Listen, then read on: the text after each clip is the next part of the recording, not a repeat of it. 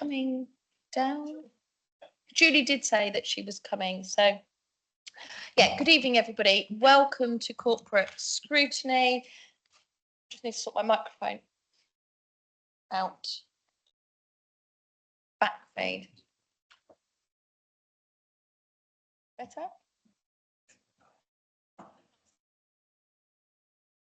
I haven't had any apologies from Councillor Lever or Councillor Drew has walked through, and Councillor Lever is following up behind him. Yeah.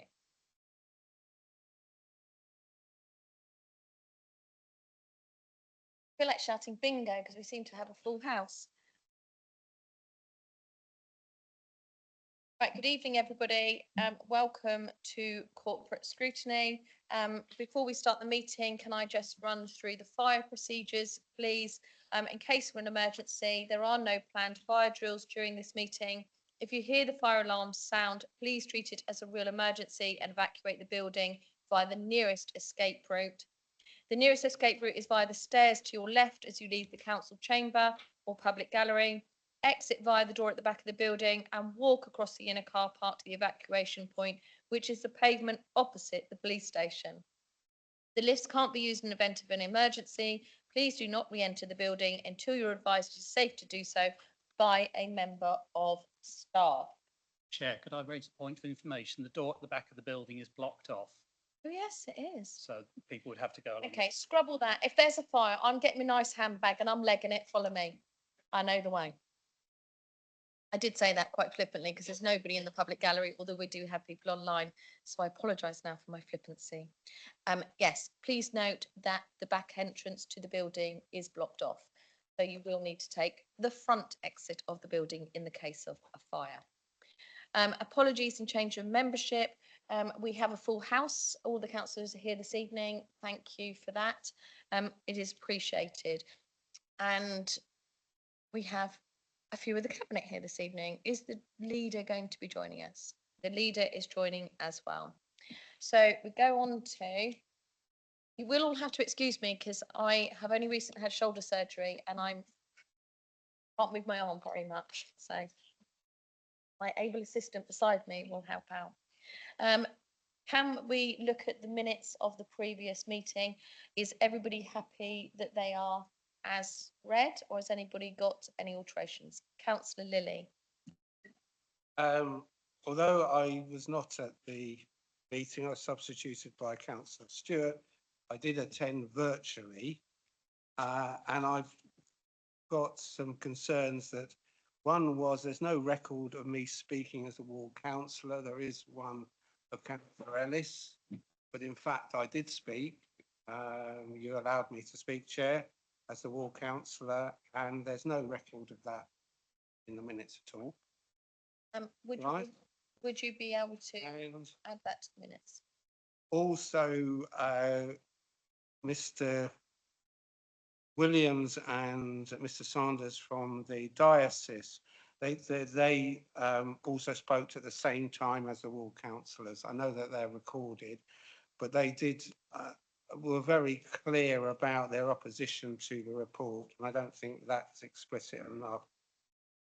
They have actually written to all councillors with their concerns, and I believe they've now gone to the Department of Education with that. But I would just like that to actually be taken on board. Thank you.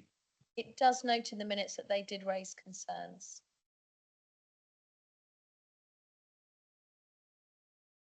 We would have to check that off the record. I think it does say that they spoke and they did have concerns. Are you asking for the tape to be listened back for the exact words? But remember, this is just an acknowledgement. It isn't a word from Urban. That they could be contacted to actually clarify that they are happy with what they say. Councillor Lilly, they wouldn't need to be contacted. All these meetings are taped. That Dev services could go back and listen to what was said. What I'm saying is, it does express that they said that there were errors. They have been in these minutes a paragraph given to both of the people from the diocese. Would you be happy to retain that? We will add that you spoke at that meeting, if that's okay. Okay, I'm happy with that. Thank you. Thank you. Is everybody happy that I sign the minutes? In my very grown-up pen, I hasten to add, it's the only one in the house.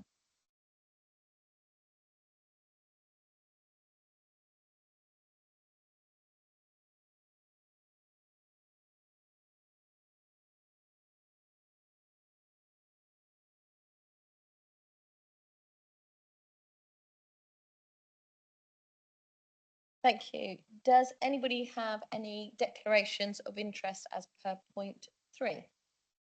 No, we'll move on. There is nobody in the public gallery at the moment. Are there any written questions? There are no written questions.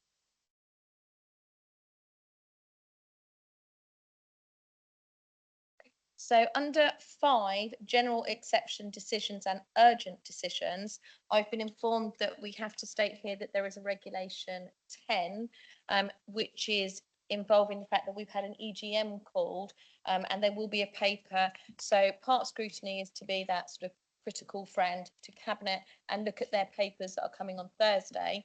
A Reg 10 means that they have had a paper go to Cabinet that hasn't gone through the normal due process, but it's become down from government. So we have to note that will be on the agenda for Cabinet.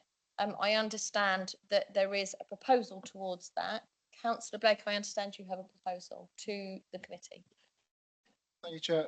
I'd like to put forward this, that corporate scrutiny recommends to Cabinet that the vote taken at the EGM on the 8th of January, that indicative vote on devolution, is considered and honoured at Cabinet meeting on the 9th of January. And honoured. So the reason that we've brought this is there is an EGM tomorrow to discuss devolution. It will be, and for anybody listening in, it's a very important meeting that I attend. I know that an awful lot of my group have changed their meetings, etc., to come to be part of that discussion tomorrow. So I think it's really important that they feel that they're an equal part of it. And if we discuss it at scrutiny tonight, we will be taking away some of their opinions that could be shared tomorrow evening. So I'm quite happy to second Councillor Blake's motion that we move the discussion for this, there are lots of things on the agenda that my residents are really important to them, we're waiting for a long time, such as the speed review, etc. That's not taking away your democratic rights. It's just to make sure that we have what we've been asking for the whole time, a proper democratic discussion across full council tomorrow. Councillor Lilly. I don't disagree with that, but I do feel that part of the role of corporate scrutiny is to look at the Cabinet agenda and to discuss issues here.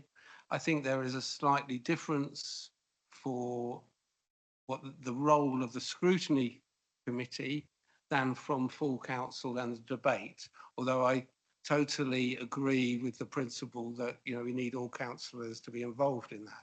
But I actually think there should be an element of discussion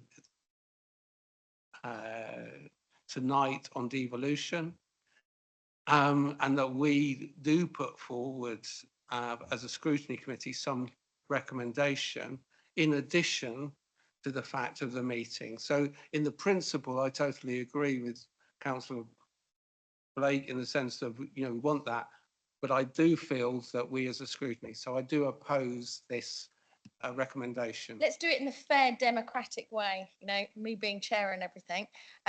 I second Councillor Blake's motion. Let's move to the vote. If the majority of this committee agrees that we will discuss this every councillor tomorrow at full council rather than discussing it this evening and tomorrow, and that the recommendation of this committee is that Cabinet on Thursday honour and consider the recommendation of that EGM of full council. We'll vote on that now, the recommendation by Councillor Blake. If that falls, we will then put devolution at the end of the Cabinet agenda and discuss it. I have always been very adamant that part of scrutiny's role was to discuss everything that was on the Cabinet agenda. For a long time, Cabinet agendas weren't actually part of these papers. It is our main role, and hence why I have always said That's our main role as scrutiny, is to go through cabinet decisions and be that critical friend. So we'll move to the vote. If there is a majority, then we will move on, and we'll move on to the agenda item as we have, and listen to the vote and everything that's on the agenda. Yeah, could we have the agenda, the motion read again, just so for the sake of clarity? Thank you. Corporate Scrutiny recommends to Cabinet that the vote taken at the EGM on the 8th of January, that indicative vote on devolution is considered and honoured at the Cabinet meeting on the 9th of January. Raise a point of order to some extent and a clarification. That doesn't preclude this, that a vote in favour of that does not preclude corporate scrutiny from considering it as an agenda item. So it's under a regulation 10. The agenda item is number 5 that says we need to consider that this evening. We have proposed, I'm not going to spend much longer discussing it. We will move to the vote. So what we're saying is we can't have I don't want to have another 10 minutes discussing whether we have a vote or not a vote. Let's move to the vote. No, we can't just move on because it suits your timetable. I'm sorry. Sorry, Councillor Spink, it's not because it suits my timetable. I don't care if we sit here all evening. It doesn't bother me at all. We've had a proposal that full council discusses it tomorrow, and that discussion is honoured by Cabinet. But the consequence of that, you're suggesting the consequence of a vote for Councillor Blake's motion, which I agree with, means that we won't discuss devolution at this meeting of corporate scrutiny. That's the conclusion you're drawing. And I'm saying that motion does not contain that. You need to change the motion if you want it to have that conclusion. Councillor Brodie. We just need to put an amendment to it. In addition, this committee resolved not to discuss the issue of devolution and local government reorganisation at tonight's meeting.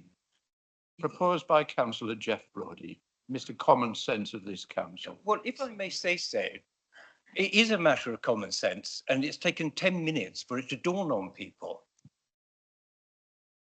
So I think most people actually understand that. Like, right, we're not going to go into a great long discussion and the ins and outs, whatever. Could we move to the vote? We are moving to the vote, Councillor Lilly. On that motion, can we move? Councillor, yeah. Accept, excellent. I accept. Shall we move to the vote? Yes.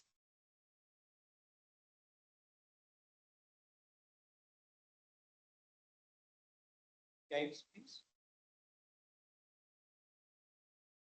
So the motion, the motion is agreed, or the amendment, whatever we decided that it's going to be called, is agreed that full council will have this discussion tomorrow, and this evening, this corporate scrutiny will concentrate on the agenda that's already in front of us, so we can give all members of the council, we all fight for everybody to have their democratic say. Can we clarify that a named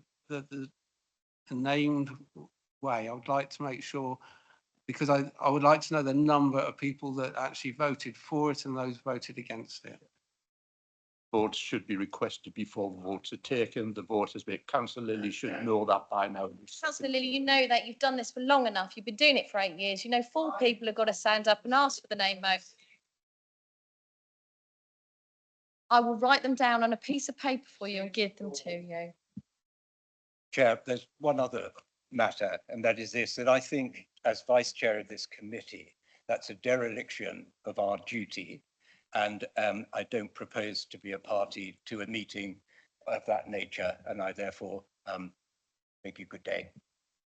Good evening. Thank you, Councillor Spink, for your time. It has been appreciated. No.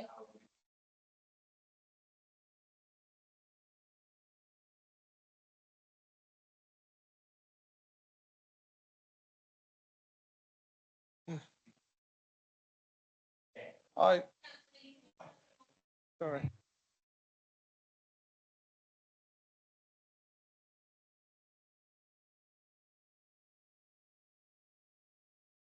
Yeah, can we all move on? Yeah. So let's move on to. So Councillor Spink, as chairman, if you are trying to say that I'm performing a stitch up when it was a fair vote, we will have a discussion later. Thank you. Progress update, pages 31 to 32. I looked at this earlier. We didn't have anything to have a progress update on. So that was right, isn't it? And then we can move on. Can we move on to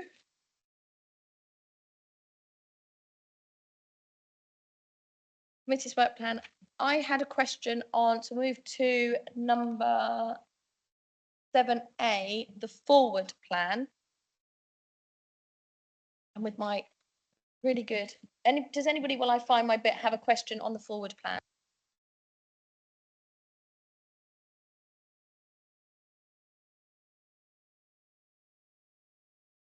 Sorry, Councillor Lilly. plan, it's, you've got the listed, I think it's in March where the school place plan comes back, right? I think it's in March. Within that, and I did have a question regarding that. So you have a question regarding the net? I wanted to ask what the process of time scale, i.e. what is being presented back in March, right? You know, what is the various sort of stages? And I do wish to ask the cabinet member, in addition to that, is are they discussing? Tick box. So, for example, for the winter fuel.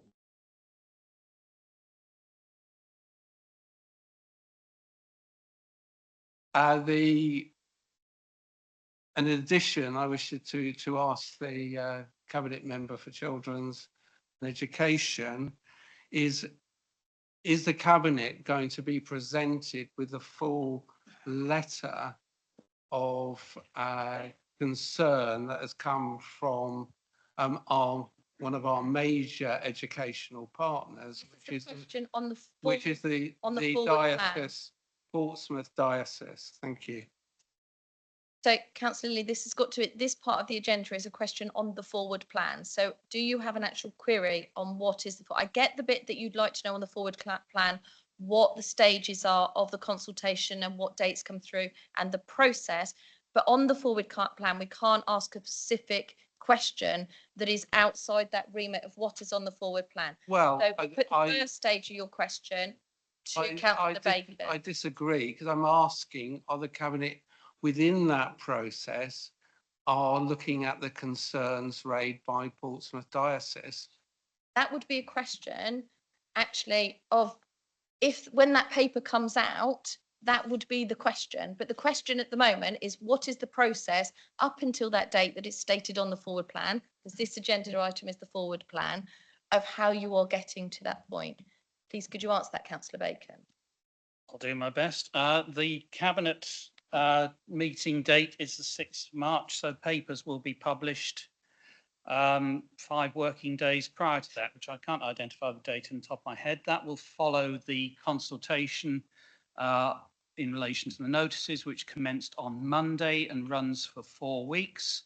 As part of the decision-making process, my understanding is that all materials submitted during the consultation process, which would include the document I think Councillor Lilly's referring to, will be provided to the decision makers. One part of the process I can't give you crystal clear detail on the moment yet is I know there's a request for a further extraordinary full council meeting. I believe a date at the end of January has been identified, but there has been some legal advice into the status of that meeting. I think we're going to probably get an announcement quite shortly about that date and the advice in relation to participation, content and effect of the meeting. Thank you. Thank you. I have a question on the forward plan. page 34 on our agenda and forward plan, it says sale of the former Yarmouth CB primary school site, Mill Lane. It says that it will be discussed the 9th of January 2025. Well, this meeting tonight is discussing the cabinet agenda, and I've been through the cabinet agenda and I can't find any details of that discussion or anything regarding that delegated decision on the cabinet agenda for the 9th of January. So it's on the forward plan to say you're going to discuss it, but in your cabinet agenda, your actual agenda, I've been through with a bit of a tooth comb, I can't find any details on that. That's to the leader.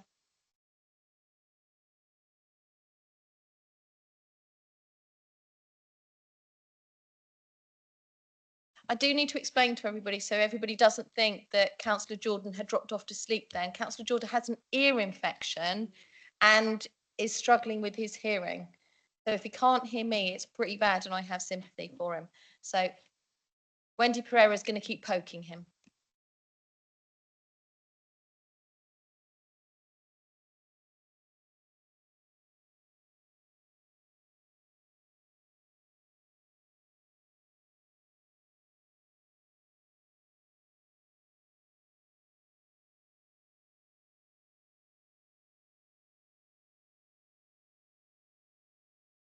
Chairman, if I may, it's on the forward plan as a delegated decision, and the date that is represented in the paper is not a date at which it's going to be decided by cabinet. It's a delegated decision, so it's a date by which the decision may be made. As yet, the report hasn't been published, so the delegated decision papers will be published when they are available, and the decision dates will be updated then as well. Thank you. I think it comes into one of those things that sailing off of our assets and things like that as a delegated decision needs to be more open with the full council. If we could just duly note that, you know, full council and their representatives should be seeing what's happening with our assets. And it does cause me concern that it says a delegated decision of something that's quite a major asset of this council. I can understand to something that's commercially sensitive, but to sell off an asset and just make it as a delegated decision and there's no paperwork that we can see is slightly worrying. Councillor Blake. Chair, on the subject of the forward plan with the speed review, a decision has been put in to be on the cabinet agenda on the 9th of January. It doesn't appear that there's ever been an opportunity to have a consultation on that or any input from councillors or any of any areas they would like considered within the speed review. Upon consulting with Scott Headley, I've had a reply from Stuart Chandler to say that that anything that I've put forward, which I have put forward, will be taken and put onto the draft proposals submitted to Island Roads for assessment later on. And I'll ask if there is an opportunity to have an input as a consultation period, if only just through councillors, if public isn't possible, to add to that speed review, because there are a lot of areas, as we've been waiting for this for some time, that could be done with looking at. Thank you, Chair. Of course, there'll be a full consultation process. The paper is about the general acceptance of the speed review report and some recommendations, but each of those recommendations will require full consultation process in due course. Thank you, which is, it is an agenda item and I've got lots of blue highlighting in, so you can be really looking forward to that section of the evening with anticipation. Thank you. Councillor Brodie. Yeah. I'm not sure whether to raise it here or under the item under cabinet agenda, but it appears to me from reading the speed limits review document, Councillor Jordan, that there are items that have been raised by local members in that. I know I have raised things that have not been addressed. Can I ask that we leave that for the agenda item? Okay. It is an agenda item and I was very strict with Councillor Lilly. What is a forward plan question and what isn't? And I don't want to do the discourtesy to Councillor Lilly. I wasn't sure, but I thought I'd try it on as well. Yeah, nice try. Nice try. I am still awake here. Has anybody else got any questions on any other questions on the forward plan? No?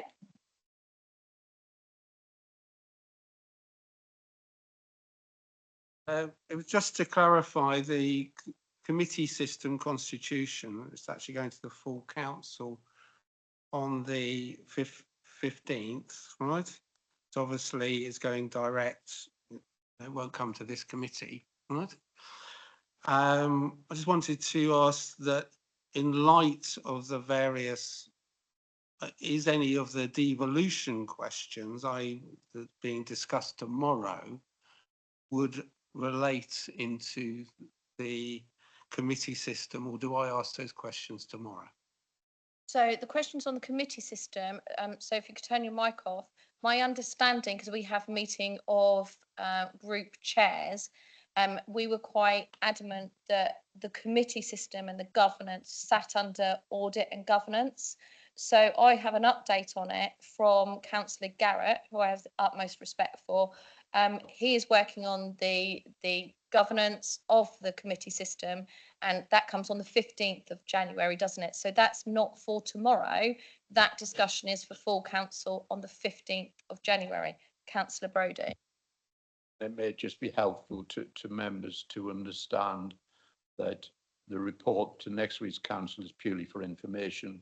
There will be a draft constitution to the March full council, and it will be adopted at the annual meeting this year. There is no possibility of stopping the onward movement of committee system.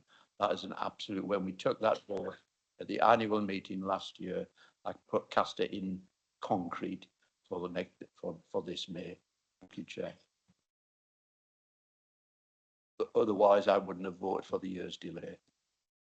Noted, Councillor Brodie. I just on that, I think it's very important that that's made clear. I think I read in one or two of the various sort of statements in the news, local, about that there will still be a cabinet beyond So May. so at the moment we're still discussing forward plan and committee.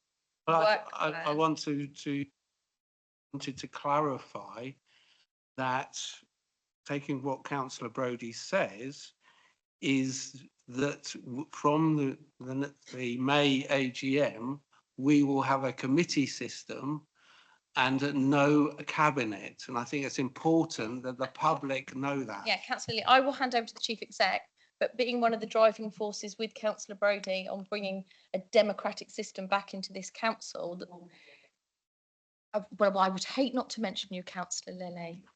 I think your star sign must be a Leo.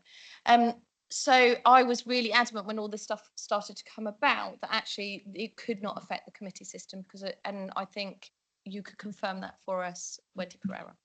Thank you, Chair. And yeah, just to confirm, what Councillor Brodie said is absolutely right. This council, at full council, made a decision to move to a committee system with effect from its AGM of this year. That will happen. The discussion about devolution is a completely separate matter, will not prevent that from happening. Yes. Chair, could I just comment? I would advise Councillor Lilly to ignore comments below the line on social media by keyboard warriors who know nothing about local government legislation. Thank you. Sound advice, Councillor Brodie. I stopped reading them about 5 years ago and don't bother with it anymore. Under the line is not where I go. So question from me on the Corporate Scrutiny Committee work plan. I should have picked this up earlier, but it says 4th March 2025, review of the Cabinet Agenda School Place Planning. To review the agenda for the meeting of the Cabinet on Thursday, the 6th of January 2025. That doesn't make sense to me, that in March we'll be reviewing something. Is that right? It's essentially reviewing the cabinet meeting that's 2 days later. No, March 2025, January 2025. That's a month. Okay, that's in a front. typo. Apologies. It's a typo. It's fine. Thank you for the confusion, Mel. Thought we had a little time machine and we're going to go zip back. Has anybody got any other questions about work plans, etc.? No, thank you. Can we move forward to, on the wrong agenda, sorry. Can we move forward to the draft budget proposals 2025 to 26? I am assuming that Mr. Ward is online and he's going to be talking to us. Before you put your camera on, make sure you haven't got Gosport behind you. Just heads up.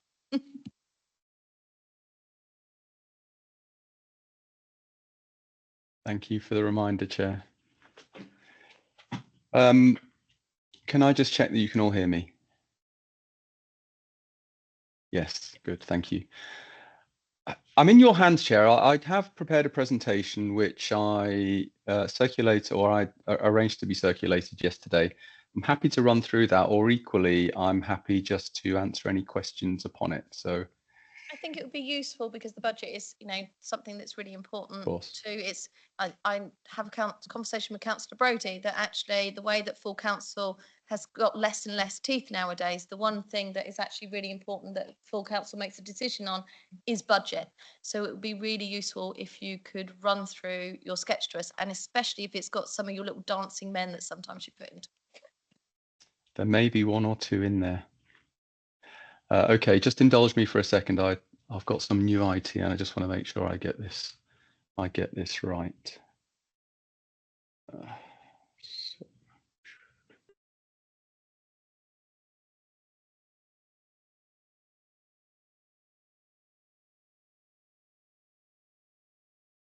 All right, I can see that's up on the screen.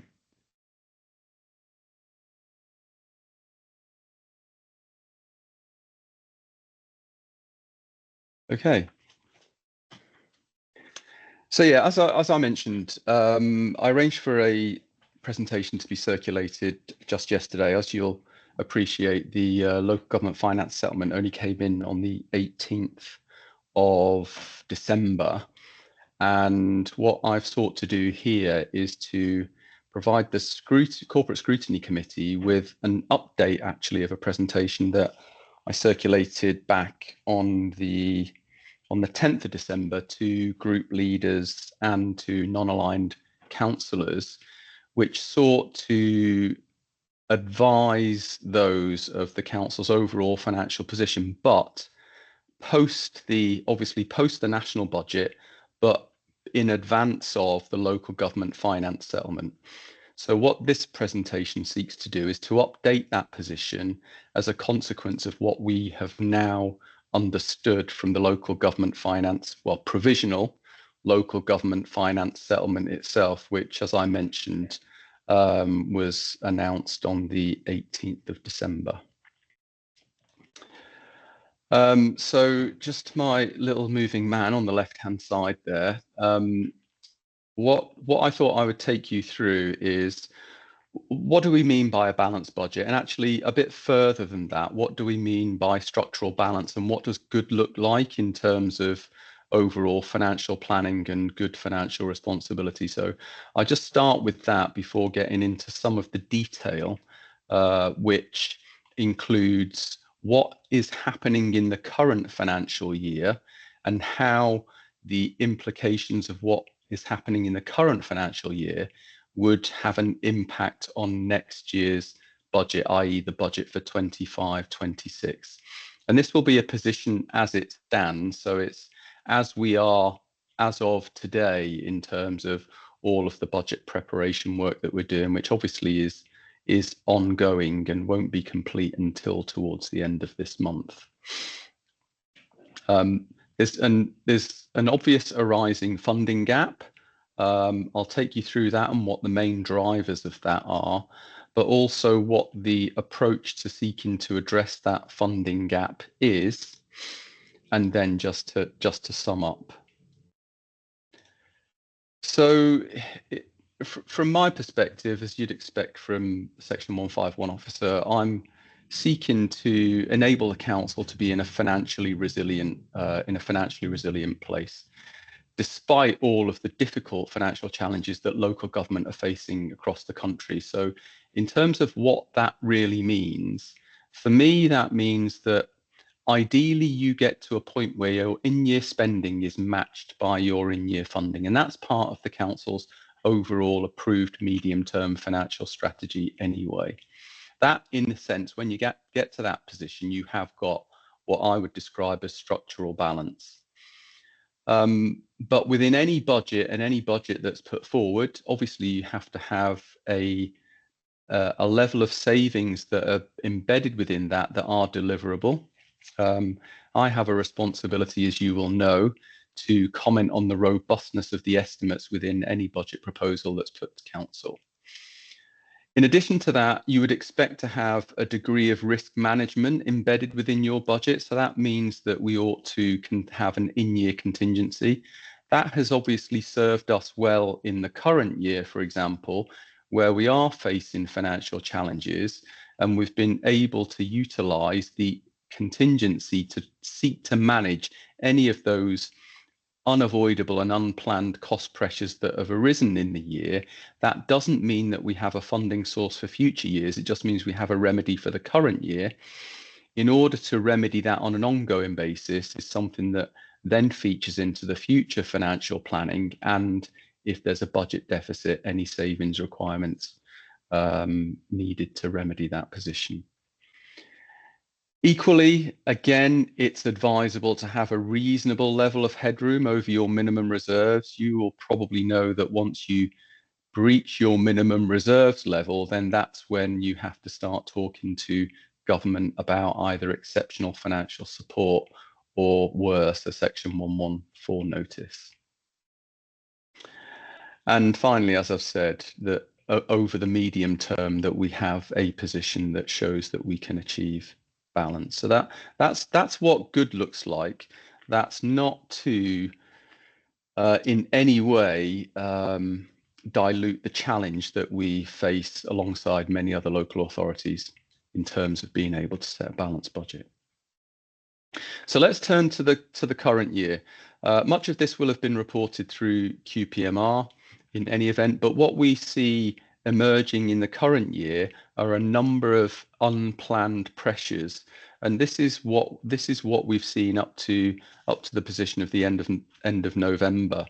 In the presentation that you've had circulated to yourself, I think it says up to end of October. It actually is up to the end of November, and we are experiencing unavoidable and unplanned cost pressures amounting to 10.6 million. So that's 10.6 million pounds worth of costs that are not in the budget and are not factored into our factored anywhere into our future year's financial forecasts. That 10.7 million is largely in the social care arena, both adults and children's, but also in financial terms at least, to a lesser extent, in housing. The issue for the council, of course, is not only dealing with that in the current year, but how we then factor that into next year's budget and how it's remedied in terms of budget preparation for the financial year 25-26, the extent to which it's ongoing and the extent to which any of it can be mitigated.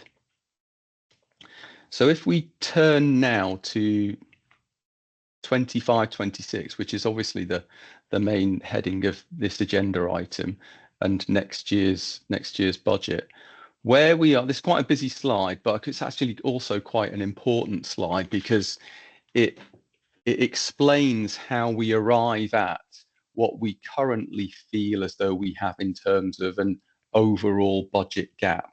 You'll see from the bottom of the table that we are now anticipating that our budget gap before any form of mitigation, which I'll come to discuss, is around about 13.4 million.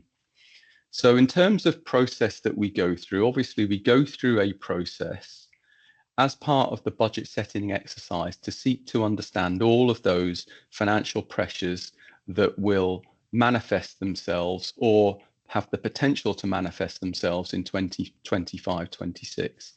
We've done that exercise across the council, and we are reporting budget pressures, both some of which are with us now and will be ongoing, and some of which we realistically anticipate to occur but have not yet occurred. That amounts to 24.4 million pounds. When we do our budget preparation work and our budget forecasting work, obviously for future years, we anticipate a level of additional cost pressures. We know, for example, that there will be demographic cost pressures in social care. We know that there may be impacts in terms of housing. We know that there are inflationary impacts and so on and so forth. We had, for growth related pressures alone, we had anticipated this time last year that moving into 25-26, there would be in the order of £6 million worth of budget pressures. A far cry, of course, from the 24.4 million that we are now experiencing. We have, I know it's temporary, but we do still have the opportunity to draw down from the COVID contingency in 25-26 by 2.1 million. That's specifically aligned with some of the social care pressures that we have been realizing since the event of COVID, of 2.1 million. Beyond 25-26, we have got a relatively modest amount left in that reserve, probably around about £1 million, which would only cover about half a year in 26-27. But just bear with me at the moment. So that means that after having applied all of the funding that we had assumed would be required for budget pressures, we've now got a net gap of, before mitigation, of £16.3 million. £0.3 million. Now that was before we knew the outcome of the local government finance settlement, or more accurately, the provisional local government finance settlement. Obviously, what we learned through both the national budget and the local government finance settlement were a number of things. Some things that are negative against our overall financial position, and some things that are positive. So the first difficult challenge that we now face, of course, is the announcement around national insurance. Now, we've obviously had the assurance from government that there'll be compensation to local government for the direct impact of national insurance on council employees. So we assume at this stage that that will be budget neutral for us, so no impact on our overall financial position. What we also understand is that the national insurance impact on our contracts and our providers, particularly in adult social care, that is not going to be compensated to us by government. But in all likeliness, we anticipate that those providers and those contractors will seek to pass those costs onto the local authority. If that takes place and is justifiable, then we expect that to be about an extra £3 million worth of cost pressures on the council. We also heard it in the national budget, and we got the detail of it in the local government finance settlement, was the £1.3 billion extra funding for local government. Now that is in two elements, the next two elements in this table. First was through additional funding for social care. Nationally, that was 680 million. And then there was a further sum described as the recovery fund of 600 million. And that was intended to be additional funding targeted towards deprived areas. Those two together represent the £1.3 billion that was announced as part of the national budget for local government. The Isle of Wight Council's share of that is £2.5 million on social care funding, and we didn't receive any allocation out of the recovery fund, which sought to, as I've mentioned, target it towards those areas that are the most deprived but had relatively lower ability to raise council tax in order to address and fund some of those costs associated with deprivation. In that methodology that the government have used, the Isle of Wight Council didn't meet the threshold for an allocation. There was the announcement of a new children's social care prevention grant, and the Isle of Wight's allocation for that is 0.4 million. And there's also been an announcement around the extended producer responsibility funding, which is, as you'll probably know, is a tax mainly on supermarkets around the packaging that they use for their products. If we take all of that into account, that's what leaves us with a £13.4 million overall budget gap after having received the provisional local government finance settlement. Now, it's probably important to just remind ourselves what is already built into the forecast, because this is common questions that we might get that you might otherwise think might help improve the overall financial position of the council and make a contribution towards that 13.4 million. But these items will not, because they're already factored into our calculations and were factored into our forecasts for 25-26 when we made them a year ago. So one, that we'll get contributions for some of our jointly funded clients in adult social care from the NHS. Secondly, that there'll be a continuation of the island funding at £4 million per annum. What I should say at this point is, within the local government finance settlement, the £4 million has remained. So that £4 million is intact and is still part of the local government settlement, and is as we anticipated a year ago. There's been no uplift on it. It's the same £4 million that we received in previous years. All of our forecasts were predicated on a council tax increase of 5%, that being 3% for general purposes and an adult social care precept of 2%. So assuming we still tax at 5%, that has no impact on this 13.4 million. And we'd also assumed, as you'll know, because the decision was taken last year, that there'd be 100% premium on second homes. That's also already included within our forecast, and therefore is already part of the calculation of the £13.4 million funding gap. Of course, if any of those assumptions change, then it has a corresponding impact on that £13.4 million funding gap. So what is the plan at the moment in terms of seeking to address the £13.4 million? First of all, you may recall that when the budget was approved back in February and the forecasts were put forward, there was the expectation that the council savings requirements for 25-26 would be £1 million. Obviously, in the context of now a funding gap of 13.4 million, those savings need to be part of any solution in order to bridge that gap. The suggestion is that we target a sum of £3 million as a minimum. So that will give us a £2 million contribution to the 13.4, because we'd already assumed £1 million, as I've mentioned. Secondly, and this is where we need to spend a lot of attention, because it is the main driver of the £13.4 million funding gap, and that is, what can we possibly do to seek to mitigate the budget pressures that we have identified through the budget process so far? You'll see in the analysis on the slide here that over £20 million of those budget pressures relates to social care. 16.5 million in adults and 4.3 million in children's services. Some of that education, of course, not just social care.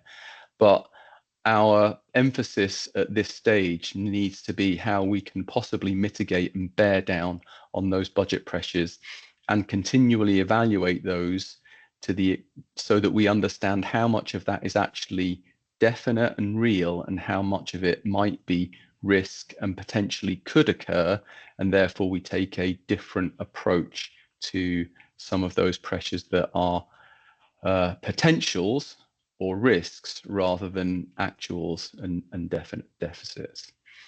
I mean, alternatively, you accept the impact of not funding budget pressures, but I'd advise that that is not a responsible course of action. So just to sum up, funding gap of 13.4 million and largely driven by the additional and unplanned cost pressures in social care of over £20 million. The strategy for funding the gap is to seek to increase the savings requirements of a couple of million. Obviously, £2 million versus a funding gap of 13.4 million is not even 20% of the overall scale of the challenge that we have. It's inevitable that some of those savings need to be contributed by adults and children's social care because they consume the vast majority of the council's budget. We need to seek to mitigate and ration the budget pressures substantially. There's little or no scope for any growth in the budget at all going forward. The one exception I would suggest is where there's any potential for areas of critical risk and failure where the council will feel absolutely obligated but to award additional funding for that. We're going to have to be really smart about the use of the transformation reserve. It was originally set up as one of the primary vehicles to help drive the future financial sustainability of the council. So that needs really to be targeted against those items that have got reliable delivery of cashable savings in order to help alleviate this overall gap. This is not a plan, but there is the possibility that our tax base will improve. As I said earlier on, we're partway through, or we're partway through the budget process, and part of that process is to completely review the extent to which we think our council tax income and our business rate income may change, and we have not concluded that at this stage, but there's a possibility of improvement, but it's not something we can plan for, and we don't know the outcome of that just yet. Even when you look at all of that and the possibility of seeking to manage that £13.4 million gap through savings, through mitigation of budget pressures, through potential improvement in tax base, I think it's very unlikely that the gap can be closed without a significant draw on the council's reserves. My concern, as you would expect, is that we end up either at minimum level of reserves or with a very small amount of headroom above. Obviously, we will be seeking to not to find ourselves in that position, but that's what indications look like at this stage. I will leave it there, Chair. Happy to answer any questions that either you or the committee may have. Thank you for the detailed presentation. I do have questions, but I'll hold mine to later on. I do have to say to the committee, it's one of the reasons that it was really important that we concentrate on the stuff that's on the agenda this evening. This is massive, and it's something that we need to focus on as a committee. Councillor Brodie, and then Councillor Lee, then Councillor Drew. Thank you, Chair. And as I think I said to the Chief Executive yesterday, it's astonishing that we seem to be focusing all this devolution and local government reorganisation stuff at the moment when we've got such a budgetary challenge once again that it just seems to get worse by the year, despite the fact that the new government has put a little bit of extra money in, 2.5 million I made it, and has retained the 4 million that recognises our island status. And it is absolutely depressing, and it makes me wonder why anybody would want to be a councillor or even a cabinet member, to be honest. And the threat of another year is quite disturbing to me, because I was planning to retire next May, and that may not happen. I do have some questions. Thanks for your presentation, Chris. Which I mean, first one, can I ask about 3 or 4? Do you mind, Chair, or is that all right? I'll do your deal. Do 2, and then we'll hand it round, and then we'll come back. That's fair, isn't it? So everyone's got an opportunity. Right, but it is a really important subject, so I will make sure everybody's questions are asked. Right. Okay. Thank you. I mean, firstly, Chris, can you just remind me, because I don't retain figures in my head very long, how much we've got in reserves at the moment?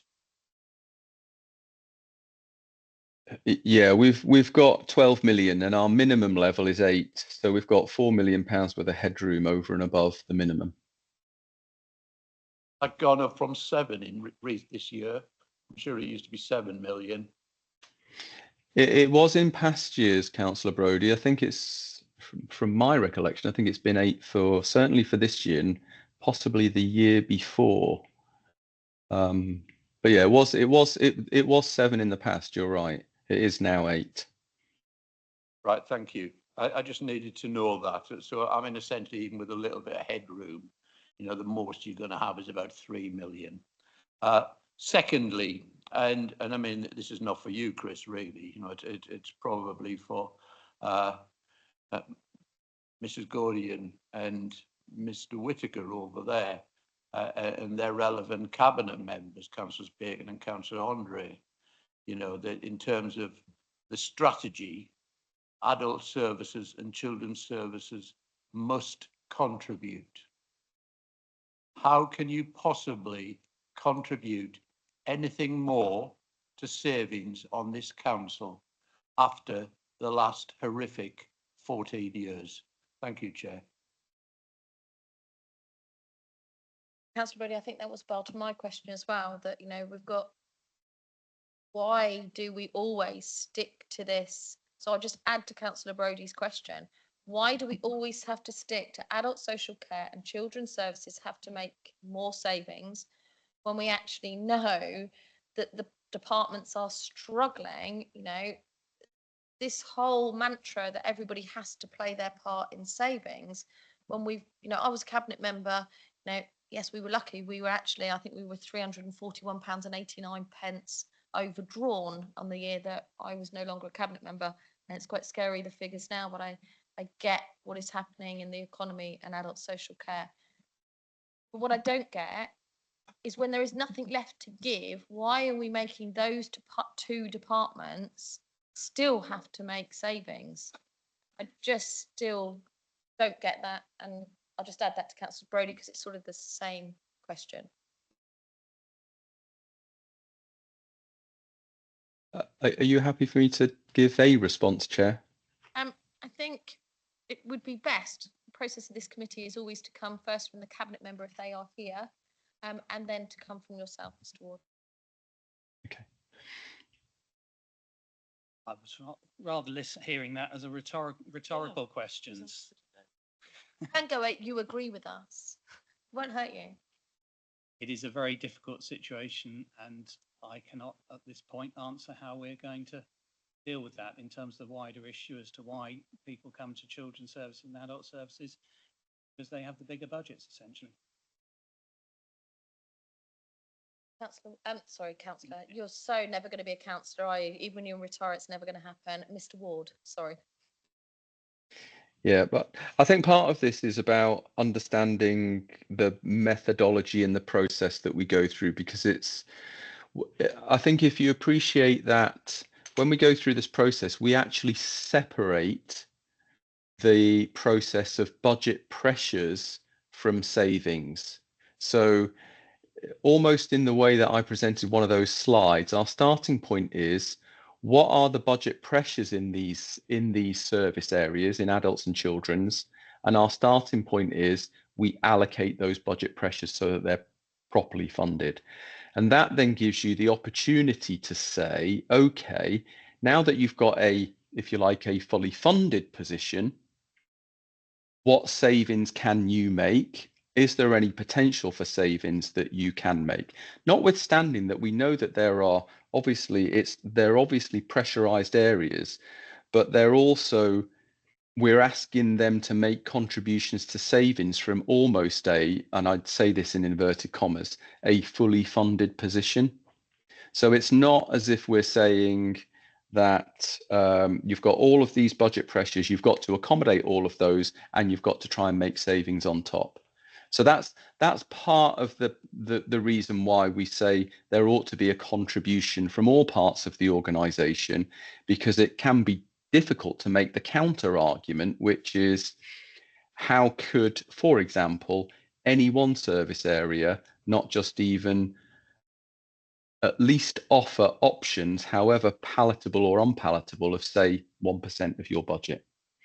And the other part of the answer really is that if adults and children's were not part of the contribution of savings, I think what you would find is that in order to balance the budget, you would then effectively have to reduce below the statutory minimum level for other non-care related services, because it has such a disproportionate effect on the other services in the council, because those two services consume so much of the council spending.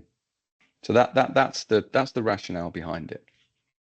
So, Councillor Brodie, I will say, Councillor Jarman, I'm happy to let you have a couple of questions so that your group are represented this evening, as Councillor Spink has left. And I know that you're very interested in budget and can contribute it to this. So I'm happy for you, if you want to ask a couple of questions in a minute, please get them ready, because I'm happy to do so as Councillor Spink isn't here and you're entitled to be represented at this meeting. Councillor Brodie. Thank you. I'll go ahead. Right. I'm just interested, really, and I mean, I'll ask the lead of this. Can you hear me all right, Phil? Yeah. Okay.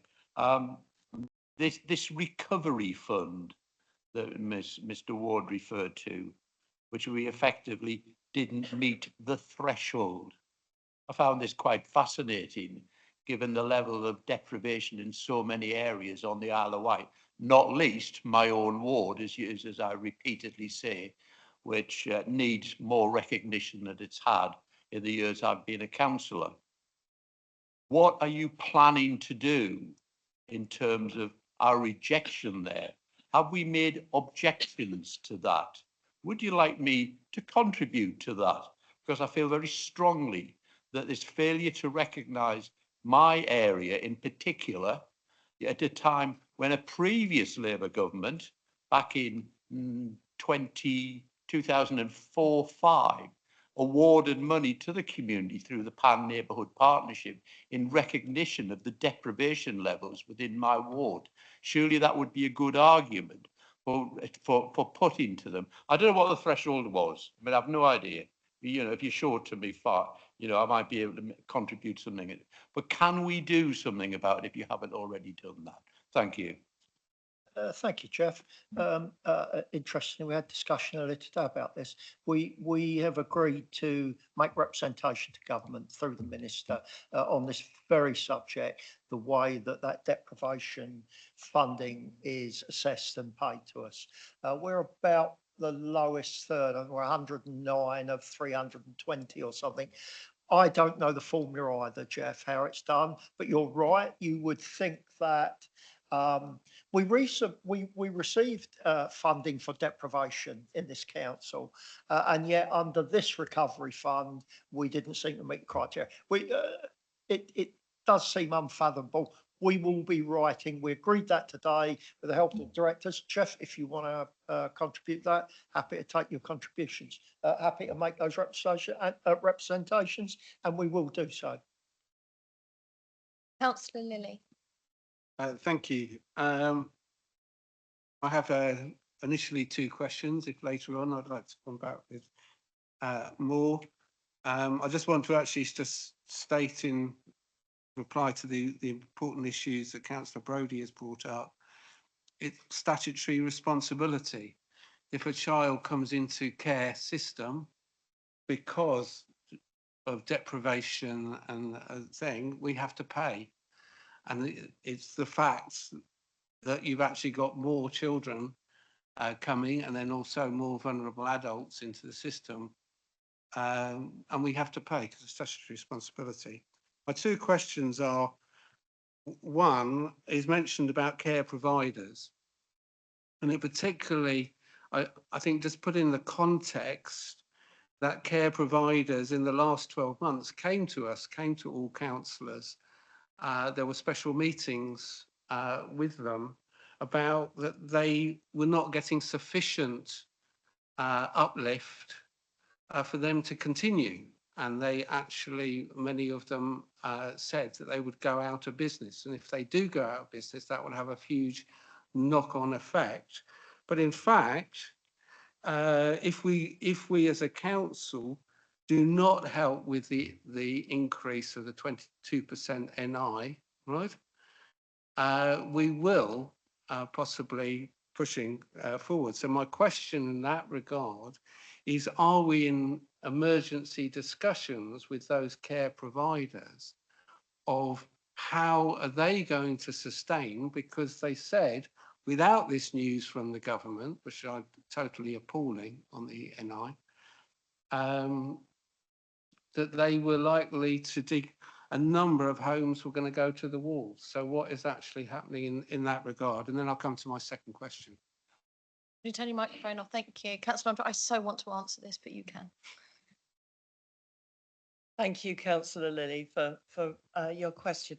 I would like to just make the point that we are, it's not about emergency communication with our providers. We have good relationships, ongoing relationships with our providers. We are very well aware of the additional pressures that they are facing, and also of the impact that could have on us as an island.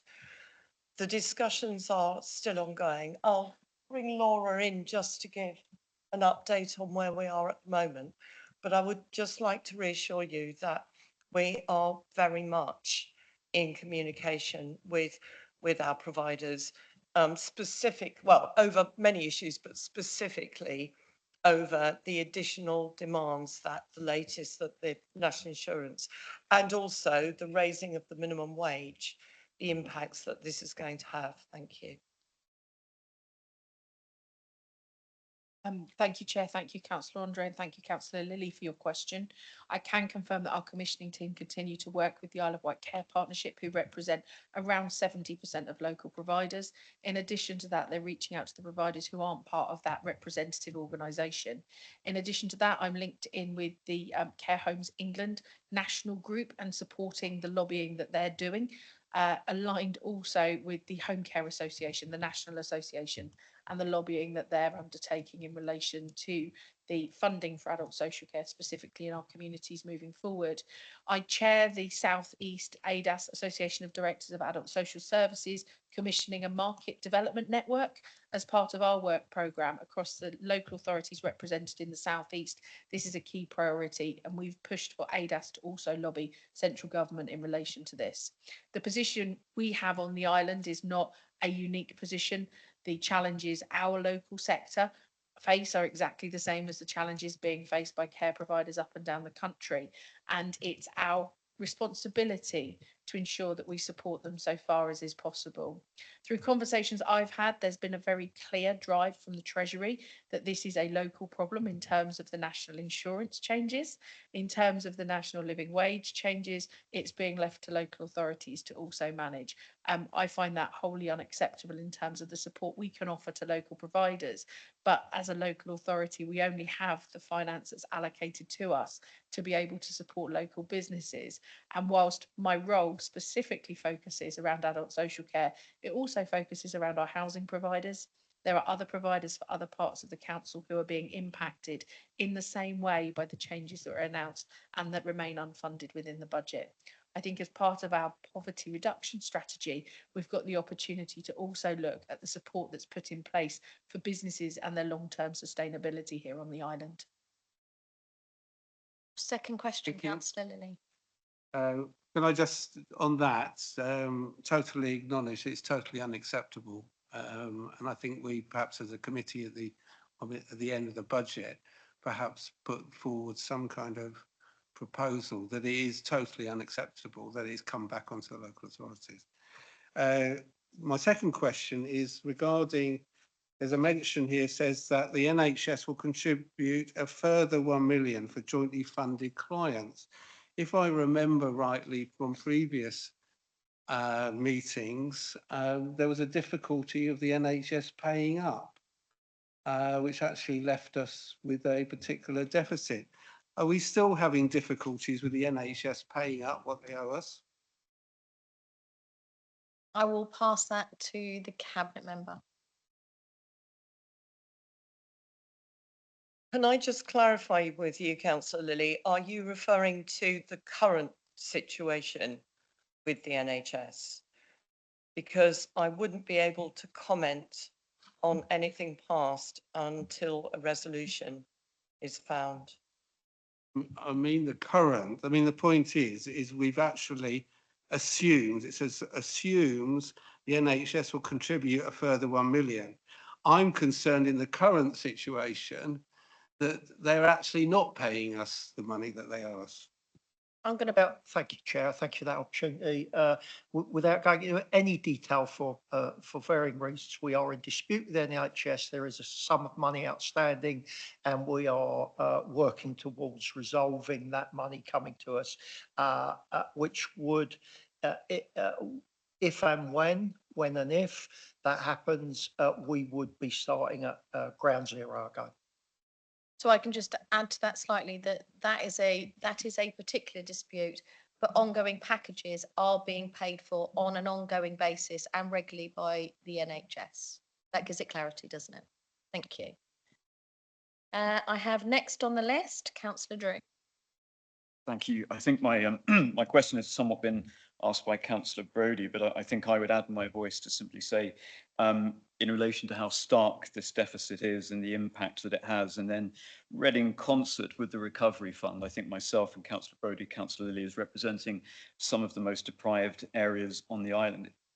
It is an utter insult that there are people, residents in my ward, who are making the choice between paying council tax and finding shoes for their children, and that is a choice that they are making. And I know that Phil, Councillor Jordan will be very robust in going back to government and seeking to understand the criteria around that. And I think it would be great if we can all add our voices to that. I would support any motion that Councillor Lee would want to make in relation to this. But I mean, I think I would simply add that if after government don't, if after they have promulgated their criteria and there is no happy resolution to that, I will be seeking a judicial review, because it is an utter insult. It is truly appalling that in a situation where we are facing such a stark black hole, that a recovery fund, which admittedly is still a very tiny proportion of what it is that we need to provide, is not forthcoming from government, especially when we've got those extra headwinds of social care, national insurance, etc. It is just an abomination. My question to Mr. Ward, going on from that somewhat emotive issue, in relation to adult social care, the fees of 4.6 million, I was just wondering, are you able to give an indication of what percentage increase year on year that represents, just so we can have a bit more granularity around how that has increased over, say, the past 3 years or so, if you're able to? Thank you.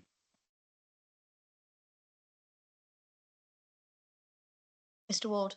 Yeah, I can't remember the exact percentage increase that relates to, but it is intended to cover the cost of the national living wage, which we know is rising by 6.7%, and it makes certain allowances for other elements of cost within a social care provider's cost base as well, but at generally at inflation related levels.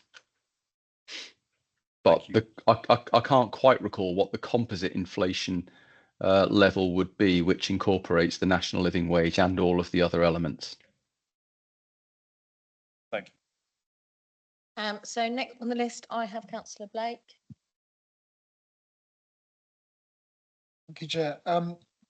On the summary at the end, there is, sorry, not summary at the end, sorry, the list of things that have been taken into account already. There is the uplift on the 100% of second homeowners council tax factored in. Can I ask what percentage of the second homes that are on the island we are expecting to pay that? Because it was highlighted in other case studies around the country that you don't get 100% of those second homers paying up that second home tax. What percentage of the figure are we expecting to get out of the second homes, please? Yeah, so when we visited this last year, and we obviously looked at the number of second homes across the island, we made an assumption that there may be some, call it whatever you like, some kind of margin of error or non-collection of around about 20%. So it's based on 80% of the maximum amount that we could collect for second homes. Supplementary on that, in some places in Wales, it was as low as 8%. So that's quite a worrying that we are expecting 80%, and that is a very high number to expect to achieve. Hopefully we can get it, but that is a very high number. Second question: has any thought been given to large companies, and we've had Vestas announce that they're going to be withdrawing staff from their site. Has any, as an example, have any thought been given to large companies removing their bases entirely from the island and the knock-on effects of their business rates coming off of the bill? And do we have any projections or any sort of factorization of that taken into account at all? Yeah, so that's part of the review that we'll be doing over the next couple of weeks. So when we last looked at our forward forecast, which was obviously this time last year when we did the comprehensive reevaluation and review, we based our forecasts on a no growth scenario. So no growth also means no loss. So we were anticipating at that stage that all that we would receive in terms of business rate uplift would be the uplift associated with CPI, because I think, as you'll probably be aware, that business rates are linked to the September CPI. So we had only forecast a CPI related uplift in 25, 26, 26, 27, 27, 28. We obviously have to review the position on an annual rolling basis, and we'll be doing that over the next couple of weeks. I have a question, and then I'll pass to Councillor John and then back to Councillor Brodie for his extra questions. So 9.9 million adult social care, which is bracketed as demographics and complexities. That's 9.9 million. Could we have a slight more understanding of what the title is, demographics and complexities? And does this mean that is taking into account mainland packages? Did I not put the microphone? It's fine. I'll let you off the hook. I can see the directors behind. Yes, it does, is the short answer to the question.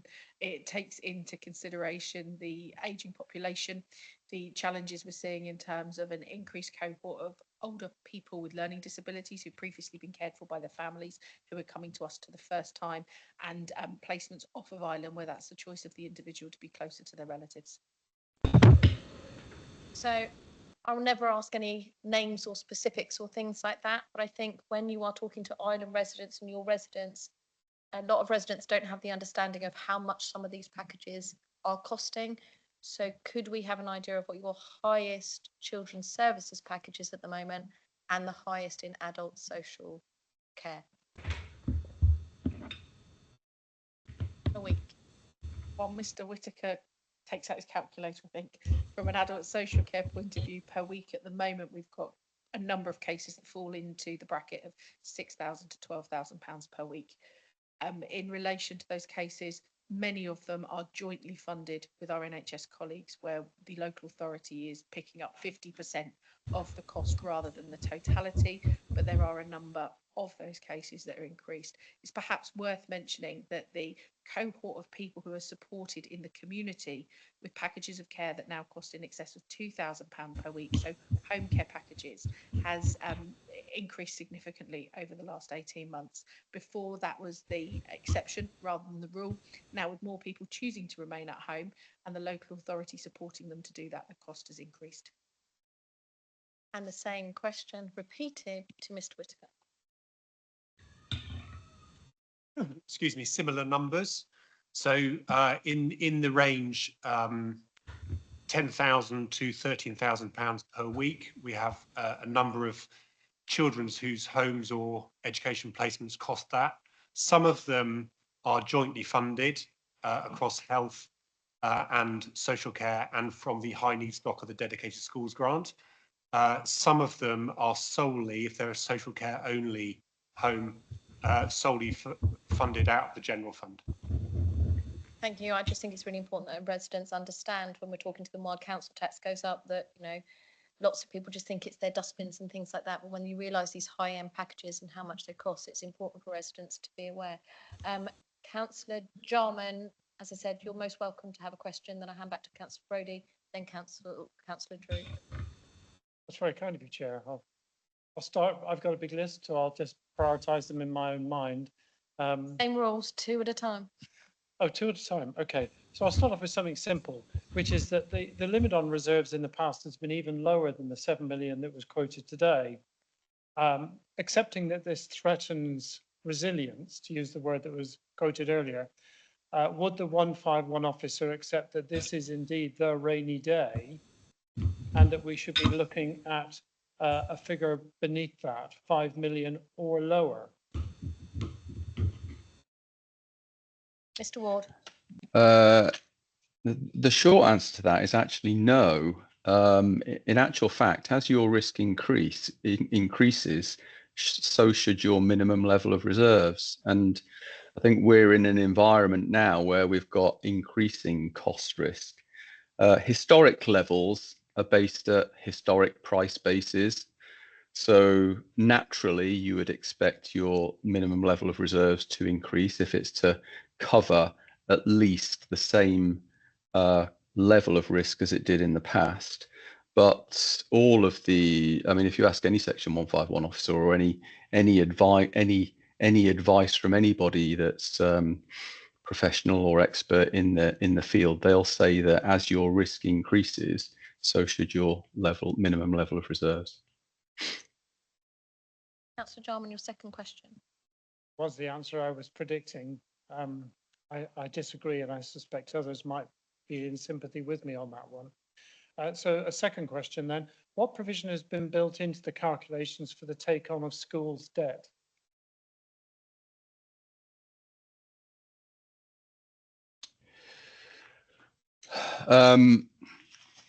At the moment, we have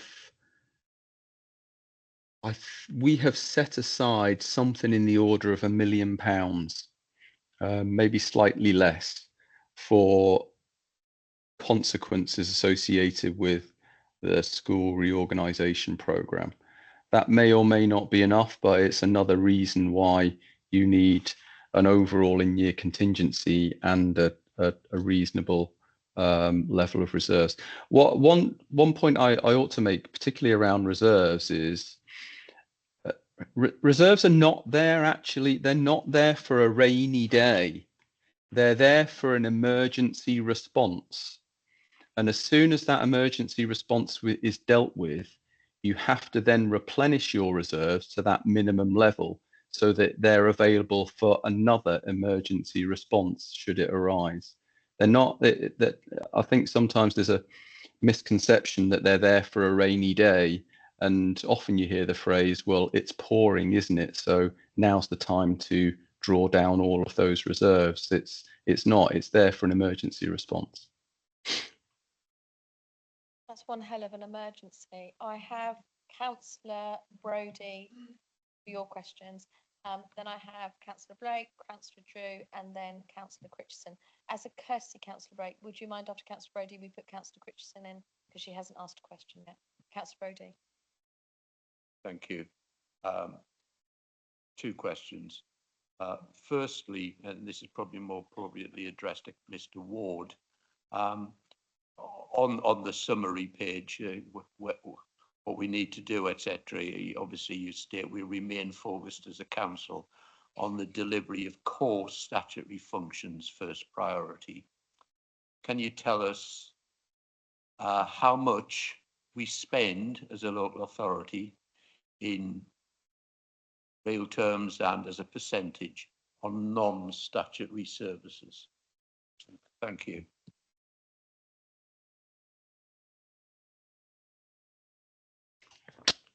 Yeah, I think that is one of the questions that has vexed local authorities for a long time. And I often refer back, it was some time ago now, probably even about 10 years ago, a question was posed, I think previously when also government was called MHCLG, asking central government how many statutory responsibilities do local councils have. And they started the exercise, and from recollection, they stopped counting when they got over 1,200. So it's a difficult question to answer. I don't know that any local authority can easily answer that question. And it becomes especially difficult when you blur the lines between what you might describe as non-statutory services, but are actually contributing towards the delivery of statutory services, or are complementary, or it's prevention activity that may not be statutory, but is contributing towards managing the cost of your statutory service delivery. So I appreciate that's not a definitive answer, but I hope it explains to an extent how the question is almost impossible to answer. And I can only apologise. You certainly can, Yeah, Councillor Brooke. thank you, Mr. Warren. I suspected you would say something like that, but as a local member, I spent a lot of my time trying to explain the structure of the £1 council tax. You know, how much is spent on what's going to happen to you when you go into a care home, or you have to have a supported home, etc. How much you have to spend, you know, if your children, you know, have special needs, etc., etc. I try and break it down. How much we spend on concessionary bus fares for people like me, or how much we spend on that dreadful Island Rogues contract, you know, which is not delivered what we were all promised by former leader of the council, David Pugh, back in 2012. You know, I break it down to all of that as to what's left. And I always end up with a pretty low figure, Chris. It's probably entirely inaccurate, but it's just what you've got to try and get across to people. But I just don't know how we can get that across to people in a more meaningful way than my very, you know, my very ad hoc sort of way of doing it. But I'll leave that there. My second question, just quickly, is just touching on the school reorganisation, the school places, not schools reorganisation, school places issue. There is on the page regarding the approach to addressing the funding. There's also the issue of the pressure of, it's only 0.65 million, you know, only 650 grand on home to school transport. Is that pressures on the existing need for home to school transport, or does it include, say, the pressures on, say, children in Wroxall who are going to have to travel much further than they are at the moment? The few children in Arroton who will have to travel further, or will that all come out of the nearly £1 million you've got set aside for the school places issue? I hope I've made that clear. Thank you, Chair. Yeah, I can answer. Yeah, I can answer that question. The additional pressure around homeschool transport, it does factor in the changes associated with the school reorganisations. Obviously it's an estimate at this stage, but it has factored in additional costs associated with the additional homeschool transport costs that the council is likely to face. It's not part of the £1 million. It's separate. Thank you. I'll do this last round of questions. I just want to reiterate to everybody that this meeting doesn't actually end at 7 o'clock. I know people have got it in the heads that it finishes at 7, and I have stated earlier this evening that it's a very heavy agenda because it's a very heavy cabinet agenda, and that this part of the meeting on budget is really important. So please don't get excited that I'm going to end this meeting at 7, because it's not going to happen. I have strepsils and tissues, and anybody who needs to carry on, I can supply that. For an actual comfort break at 7 o'clock, please. You certainly can, and I will allow that. Thank you. Councillor Critches.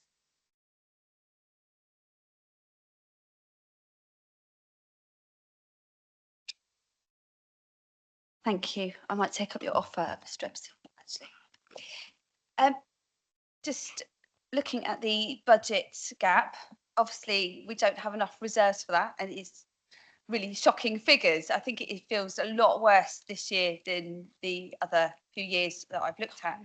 And so my question really is, what are we actually going to do about that? Are we going begging to government in some other way as well? Because I can't see from this presentation how we can actually cover these figures with what we've got in any meaningful way.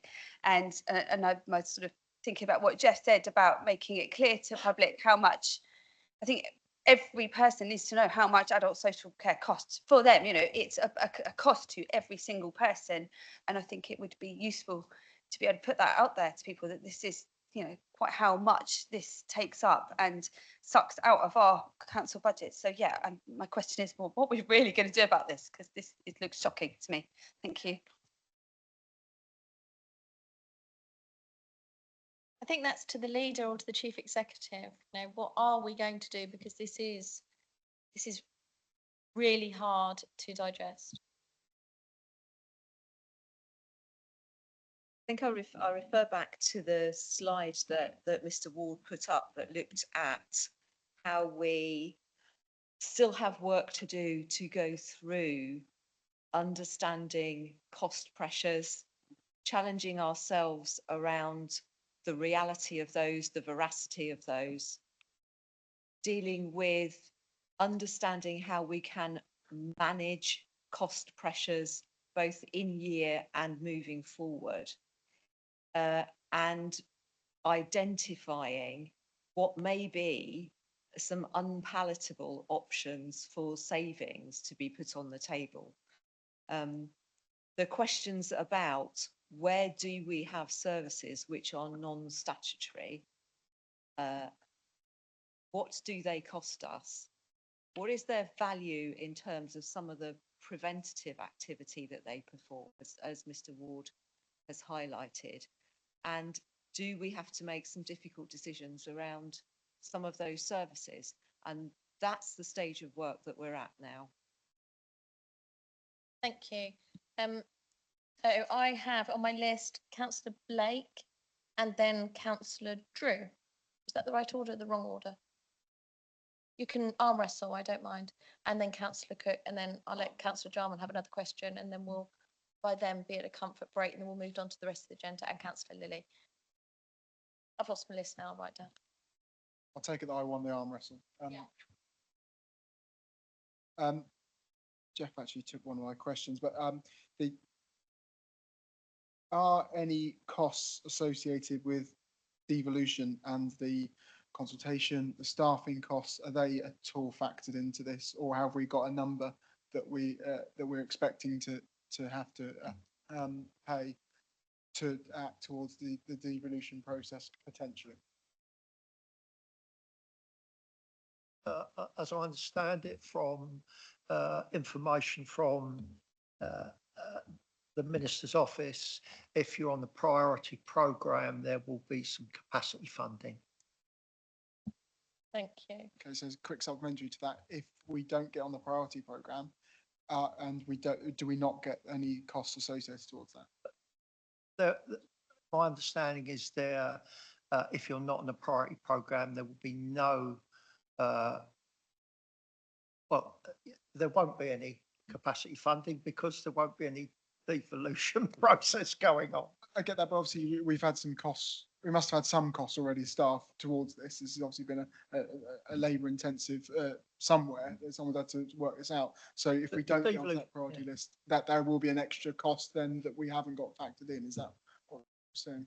But the devolution process hasn't started for this council. It has, because you've gone on your trips to the mainland. It might be little cost, but there's obviously some costs that have accrued already in this process up to this point. I mean, if we want to talk about the cost of a trip from that I might take to meet the leader of Hampshire, yes, there are those costs. Yeah. For example, A cost of a ferry, I don't think it's in the great scheme of things. Wendy Pereira.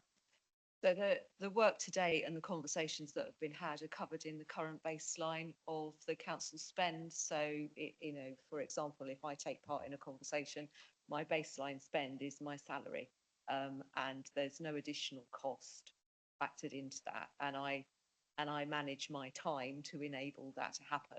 And it's the same for, you know, the leader, for other officers who may have had input to the process thus far. Doesn't always charge.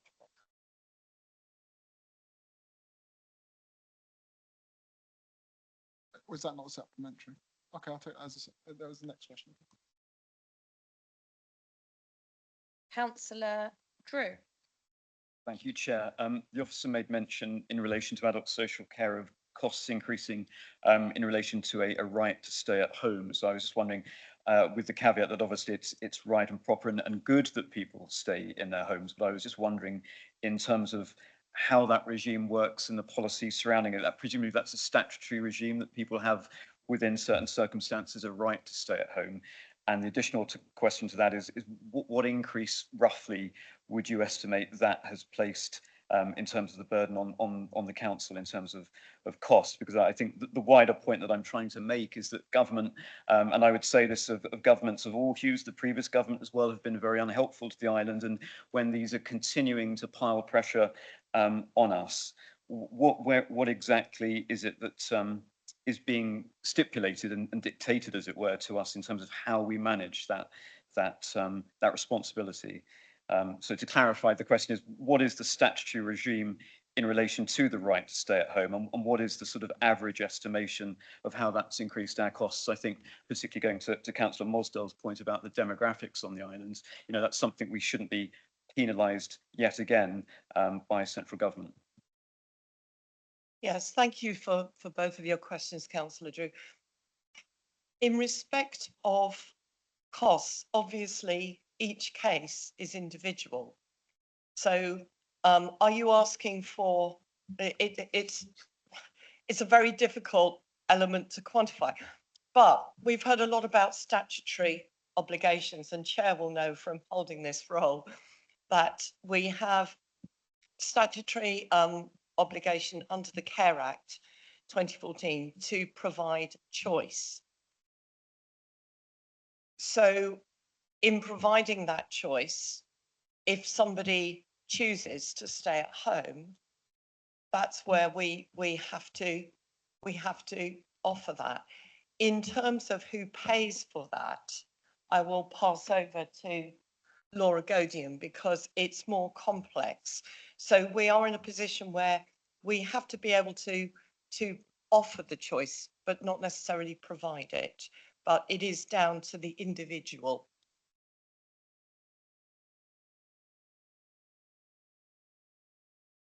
Thank you, Councillor Andre. I don't really think I've got an awful lot to add to your response. It is in relation to the individual.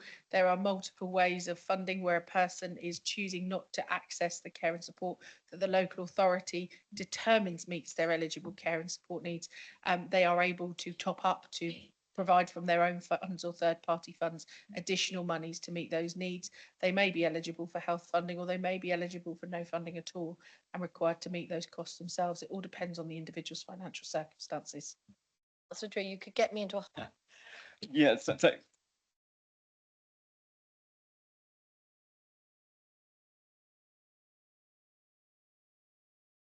resolve this issue ever. no, I appreciate it's a very thorny, complex issue, and compassion has to be at the heart of it. I mean, I think obviously, you know, the somewhat technocratic question takes away from the sort of the other point that I wanted to make, which sort of goes to what Councillor Jarman was saying in relation to you know, what is an emergency response in relation to our reserves? And I think there's always going to be, with respect to Councillor Ward, who's obviously seeing this from a very professional accountant, sorry, Mr. Ward, I apologise, from that perspective. But I think, you know, there is a case to be made to say that we are at that point. I think, you know, when we have residents in such parlous, dreadful situations, it seems like 8 million is quite a high level of reserve, and I would be tempted to, as it were, to dare government to come after us, as it were. So my question is, what is the statutory response were we to breach our threshold, and how can we, as it were, take that into consideration and gear us up for a fight? Basically, what brings the big guns in? That's to you, Mr. Ward. Okay, so ordinarily, if we breach our minimum level of reserves and we have no plan to remedy that back to the minimum level, and there's a proper process that you go through, which requires me to write. Well, let me go back before you get to that stage. I have an obligation to engage with government at the first point that I believe that the financial sustainability of the Isle of Wight Council is in jeopardy. I should first be going to them and discussing with them, or we should, as a council, be going to them and discussing with them what's described as exceptional financial support. Exceptional financial support is essentially the authority by central government to breach the referendum thresholds on council tax. So the impact of going down that route is to raise council tax beyond 5%, because that's what you're going to government for, is the power to increase your level of council tax and ask the council taxpayer to pay more for their services. So that's the first thing. If even as you're going through that process, you get to a point where it does become an emergency type situation, then that's where I would be compelled to write what's described as a Section 114 notice. I serve that on the council. That says, council, you now have to come up with a plan to remedy your financial position. The council has to provide me with that plan. If it doesn't, that's the point where government, through their best value powers, will likely introduce commissioners, and those commissioners will, in effect, take away your democratic decision-making powers, potentially make some of those unpalatable decisions that we have alluded to earlier in this debate. And at the point in time where the commissioners have helped to restore the council's financial sustainability is the point at which they then remove themselves from the authority and return those decision-making powers back to the members of the council. I hope that gives an indication in broad terms what the process looks like.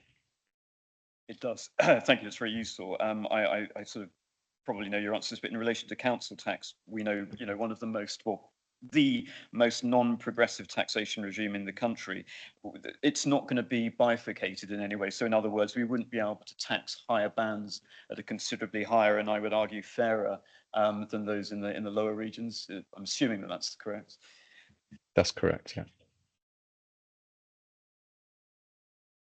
I have Councillor Lilly next on the list, and I had Councillor Lilly, then Mr. Cook, but as a courtesy, as you haven't asked a question first, we'll go back to the ruling I made earlier that you haven't asked a question, you go first, and then Mr. Lilly, and then Mr. Jarman, Councillor Jarman, and then I think that brings us into 7 o'clock. We'll have a comfort break, and then we'll come back and get on to the rest of the agenda.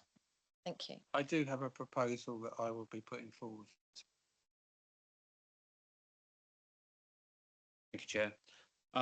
As the IWALK representative here and by Town Council myself, the talk of cuts of services obviously making us somewhat wary of what's going to come down the line to us. We've taken on a number of services already throughout the years that used to be provided by our council, and that's our contributions have only increased over recent years. And before the size of this budget gap has been made clear, we were already being asked for an increase of almost 40% in our contributions at RIDE, from around about 140 odd thousand to nearly £200,000 to contribute to Isle of Wight Council services, some of which are statutory services, such as an environment officer that we've been paying for in RIDE. We are not immune from such increases, such as the national insurance increase is not immune from that.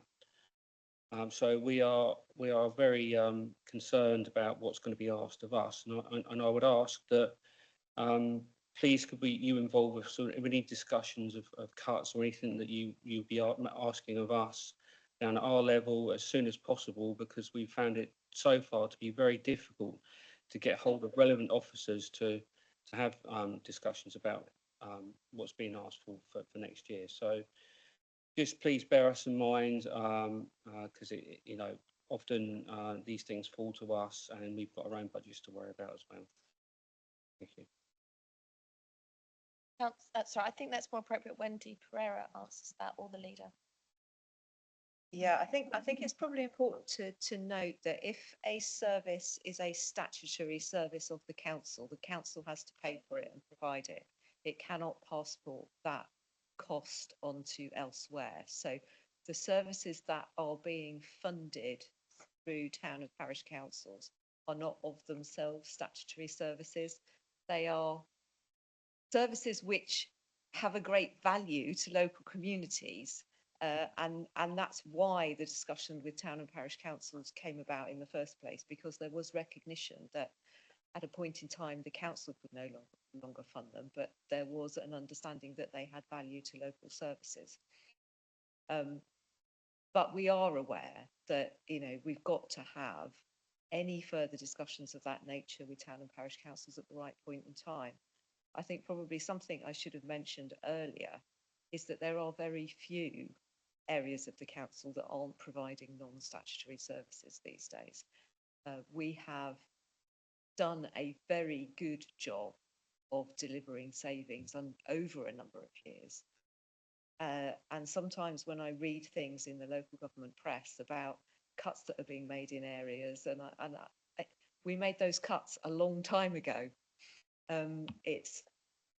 We are at a point where there are still local authorities across the council who are able to provide a service at a much greater level than we are able to provide to our residents at the moment. And I think one of the issues that we were hoping, certainly the recovery grant would help us deliver, is more equitable services for our residents. And that's something that I think we will bring out in the letter to Minister when we write as well. Thank you. If Councillor Lee has a proposal, I'm watching the time. Can I suggest Councillor Jarman, you ask one last question, then we go to Councillor Lilly with his question and his proposal, and that will bring us neatly into our comfort break. Councillor Jarman. As I've only got one, I'll preempt it by noting that the school's transport service has already been cut from the West White, for having been redeemed as a discretionary element. And of course, remembering everybody that the threshold, when we talk about breaching the threshold is not something that's put onto us by central government. It's a threshold that we ourselves define. So we're not really breaching our own threshold by doing that. We are simply redefining the threshold, albeit the fact that our 151 officer, Chris Ward, would need to be part of that discussion. So my question is, the Isle of Wight Council is carrying a significant amount of uncollected council tax. I think it would be very useful to know what is that current figure and what progress has been made on recovering those funds so that they can contribute to the budget rather than being carried forward as a nominal asset, or agreements made with the Department of Work and Pensions for compensatory payments, etc. Mr. Ward. Yeah, thank you for the question.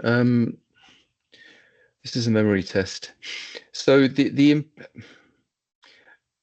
not to reduce the importance of in-year collection, but our prime consideration when it comes to council tax is what we ultimately collect. Now, sometimes it takes longer sometimes we will collect council tax after the financial year. I think I'll have to come back to you because I can't quite recollect it, but our ultimate council tax performance level is actually quite good and quite good compared to our statistical neighbours. So I think Mr. Ward, yes. Can I suggest that you just supply that answer, because Councillor Yeah, Jarman's will a do. figures man and data, So I suggest we answer that in writing, but could you copy that to the whole committee, please? Thank you. Will do. Through the chair, very quickly, could I also ask if that includes whether that's going to be any element of factorisation? I mean, how exactly do we pass that out if it is unrecovered? I think with a obvious nod to the fact that we have to be very careful about how we do recover council tax, but that would be useful to know. That noted, could we add that to the reply, please? The level of factorisation. One. Yeah, I can answer that. We don't do that. Partly because it's a statutory debt which has some quite difficult, quite onerous consequences associated with it. We don't sell off debt to any other party. Not council tax debt. Just one thing for Mr. Ward to clarify. Can you advise the committee that whether the minimum reserves level is a statutory figure, a figure determined by elected members, or a figure determined by you as the Section 151 officer? Thank you. Yeah, it's a figure determined by me. It's based on the risk profile of the council. Thank you. Thank you. I will now pass to Councillor Lilly. I just asked my question, which is quite quick, really. I think it's probably a yes or no answer. Is there was a mention by the chief executive of unpalatable decisions, right? And obviously those will come through the budget process. So my question is, will there be a full impact assessment, or full risk and impact assessment of those unpalatable recommendations? I think that's a yes, but I'll hand that to the chief executive to say yes.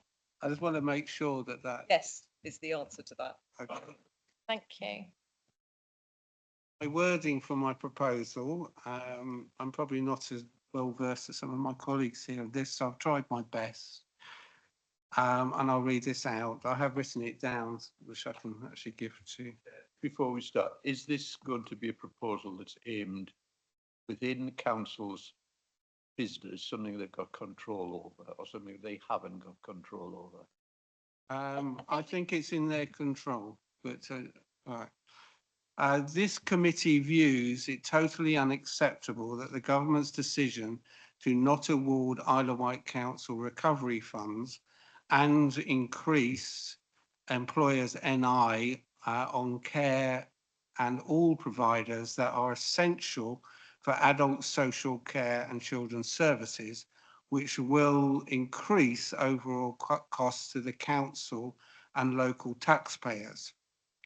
This committee supports the Cabinet to fully appeal the government's decision to not award recovery funds and make representation about the poverty and deprivation faced on the island, and advocate, due to demographics, the real cost of social care services.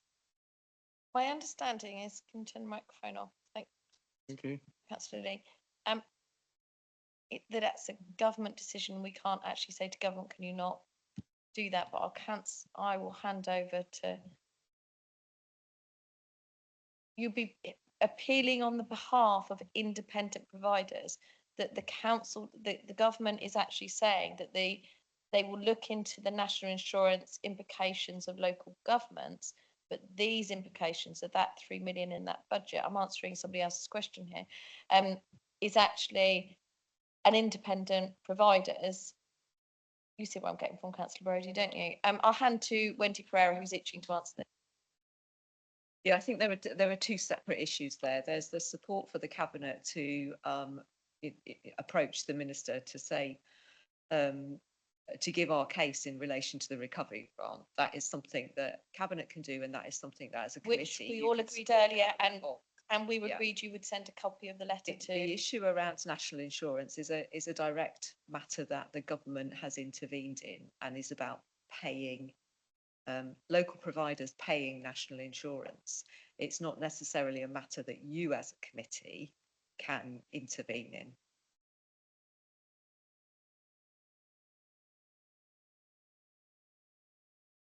we will recall, I think it was at full council in November. Councillor Price had a motion regarding national insurance effect on business, etc. So we'll be purely duplicating that. I'm more than happy to support the one regarding the recovery fund, though I would say that the leaders already agreed to do it. I would hold them to account about that. And I'm sorry, Councillor Lilly, but increasingly I'm finding Lib Dem councillors politically posturing. Thank you, Chair. I do feel it has been answered, you know, in credit to the leader. Don't get it very often from me. You did answer it earlier. You did say that you would copy the letter, and you did say that the cabinet are strongly going to word a letter regarding the recovery fund. And the other part is not really, it was outside this remit of this committee. I will read out, I take that on board. I'll read it out again, and I would like to ask a seconder for my proposal. This committee views it totally unacceptable that the government's decision to not award Isle of Wight Council recovery funds.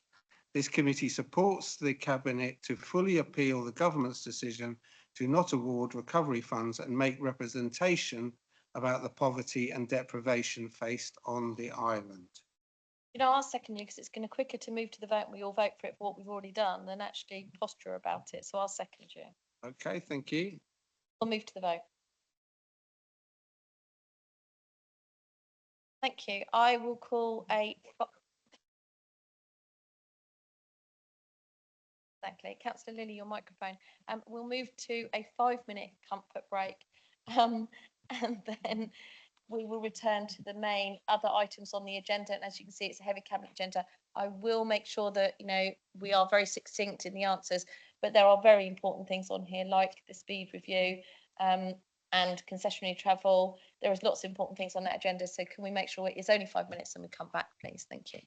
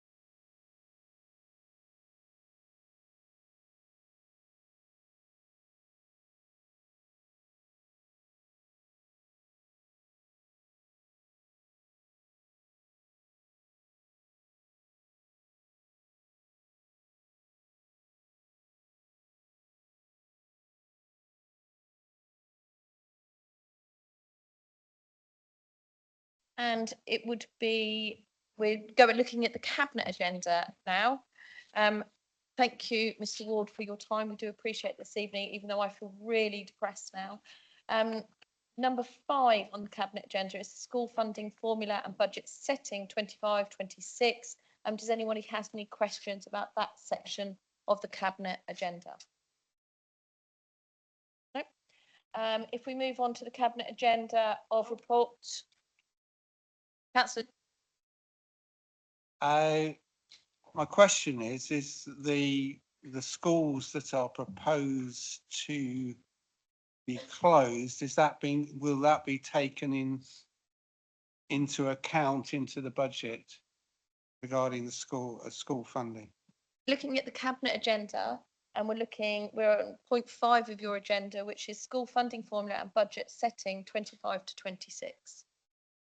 Yes, but the question that Councillor Lilly has asked was answered earlier when we were talking about the budget. This is about the setting the formula for the school's funding. Yeah, this is about setting the formula and not setting the budget.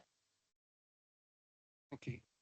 Okay, right, if we move on, it's a report of the cabinet member for adult social care and public health. It's Director of Public Health report, Let's Make Smoking History. Does anybody have any questions regarding that? No. If we move on to Public Health Partnership, I have a question. If anybody else has a question, I do certainly. Councillor Lee, can you turn your microphone off, please? Thank you. Okay, I have a question then if I pass, and this is on the report that's on page 51 and 64 of the Cabinet Papers. I have a question, then Councillor Lilly has a question on the Public Health Partnership. No, so it'd be me first. So my question would be, having been here, done this, and got the badge before and seen what happens with public health, the bit that I can't see is how much a Director of Public Health salary currently is and what salary would we be offering, because you have to give a salary brand, it must have been discussed, to actually attract a good Director of Public Health to come to the island. I'd like to have more details on that, please, because I can see the recommendations, but I can't see the devil's in the detail. I'll take that initially, if I may. One thing we've been very clear about is that we need to stay within the current envelope of the current public health budget.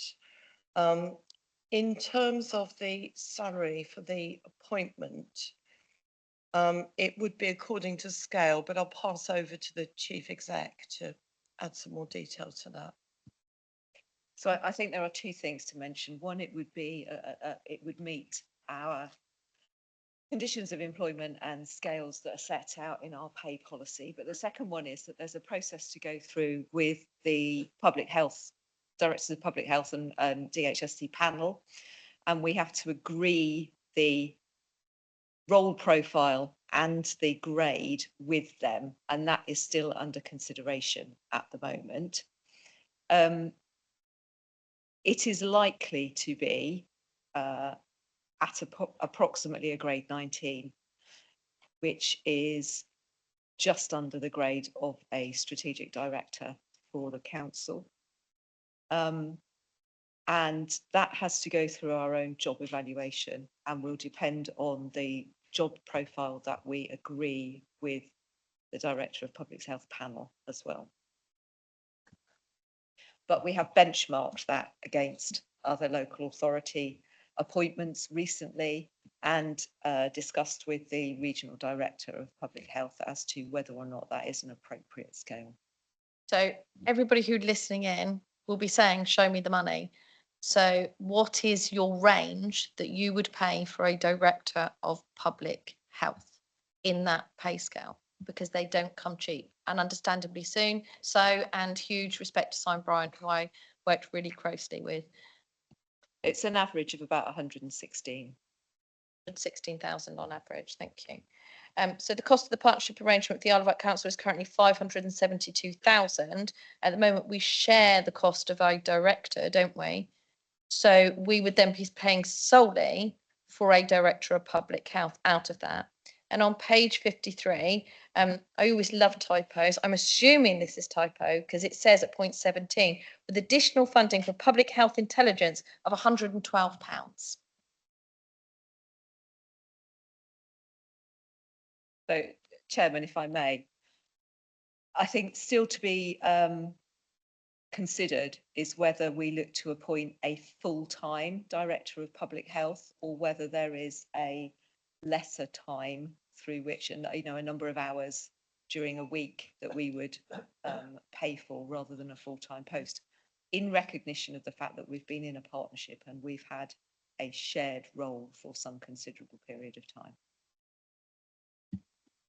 Councillor Brodie. Yes, Chair.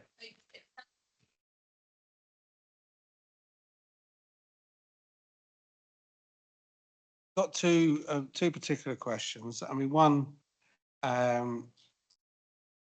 linked to the partnership with Hampshire. A lot of roles actually were shared.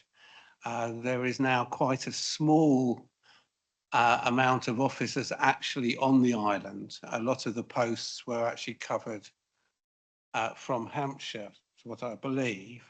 So is there going to be a full plan of rebuilding a department? Because it's not just the post, it's actually the whole department. And what is planned to actually get a vision? Because you can't go out to recruitment for any post unless you can actually give a vision of what you expected. We did do that with the Director of Children's Services. You know, we had a vision of what we expected that person, because those are the kind of questions you will actually ask in the recruitment process and the interviews. So I just want to get some more detail of what you're doing, and are you involving other important stakeholders? Because this role and the Department of Public Health is in collaboration or working with the whole other health sector and health partners. Wendy Pereira. Thank you, Chair.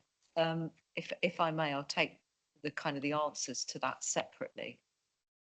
So in terms of the role itself, it will have a job role profile, much as we did with the Director of Children's Services. And there is a clear direction of travel for public health, which is set out in current health and wellbeing strategy, the current strategies and plans that the public health team have on the island. So we do have a vision that we can articulate in that recruitment process.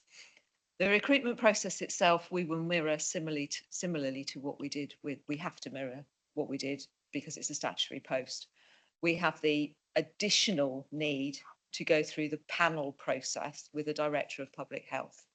So we will have the opportunity for stakeholder input and questioning of potential candidates, as we did with the Director of Children's Services, Director of Adult Social Care, my role when I was appointed.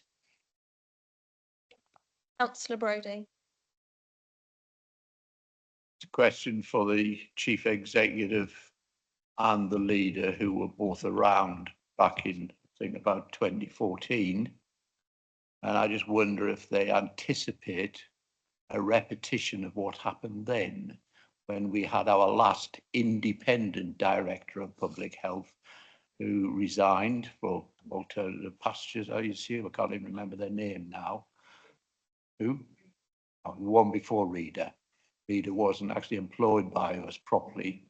There was a Director of Public Health who resigned early in that administration, and Reader was brought in almost on a semi-consultancy basis, and I don't think he was full-time.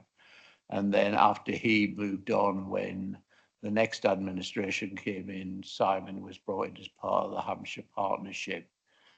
Now, what I'm saying is Reader was brought in because you couldn't attract anybody as an independent Director of Public Health, because you weren't offering the sort of salary that is expected by directors of public health, a salary that is also has input from government in the department of what is now the Department of Health and Social Care. Although I don't think they contribute any money except through the usual local government stuff. I'm just saying. I always understood Reader. I can't remember his surname. Reader was not entirely employed by us for that period he was with us. He certainly wasn't here very often. That's no insult to him or anything like that, but he certainly wasn't here very often, Phil. I can sort of answer that question as well. He was, as I was a cabinet member at the time, he was employed by us, but he only worked 3 days a week. He lived in Derby. Right up north. He lived in Derby. Now, he had the personal accommodation up at the personalities hospital. and stuff like And Simon's previous boss, Elizabeth, wasn't it, Simon, originally in 2013 was the director. Jennifer Smith. I think the main.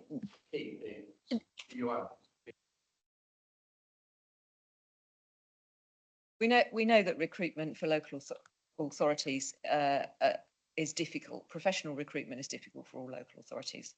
All I can say, Councillor Brodie, is that we have to engage with the regional directors of public health and the panel to agree the salary and agree the job profile. They will not do that if they don't think that we're putting together a job profile and a salary package that gives us an opportunity to recruit to that post. The conversations that I've had thus far suggest that we are on the right track with our thinking.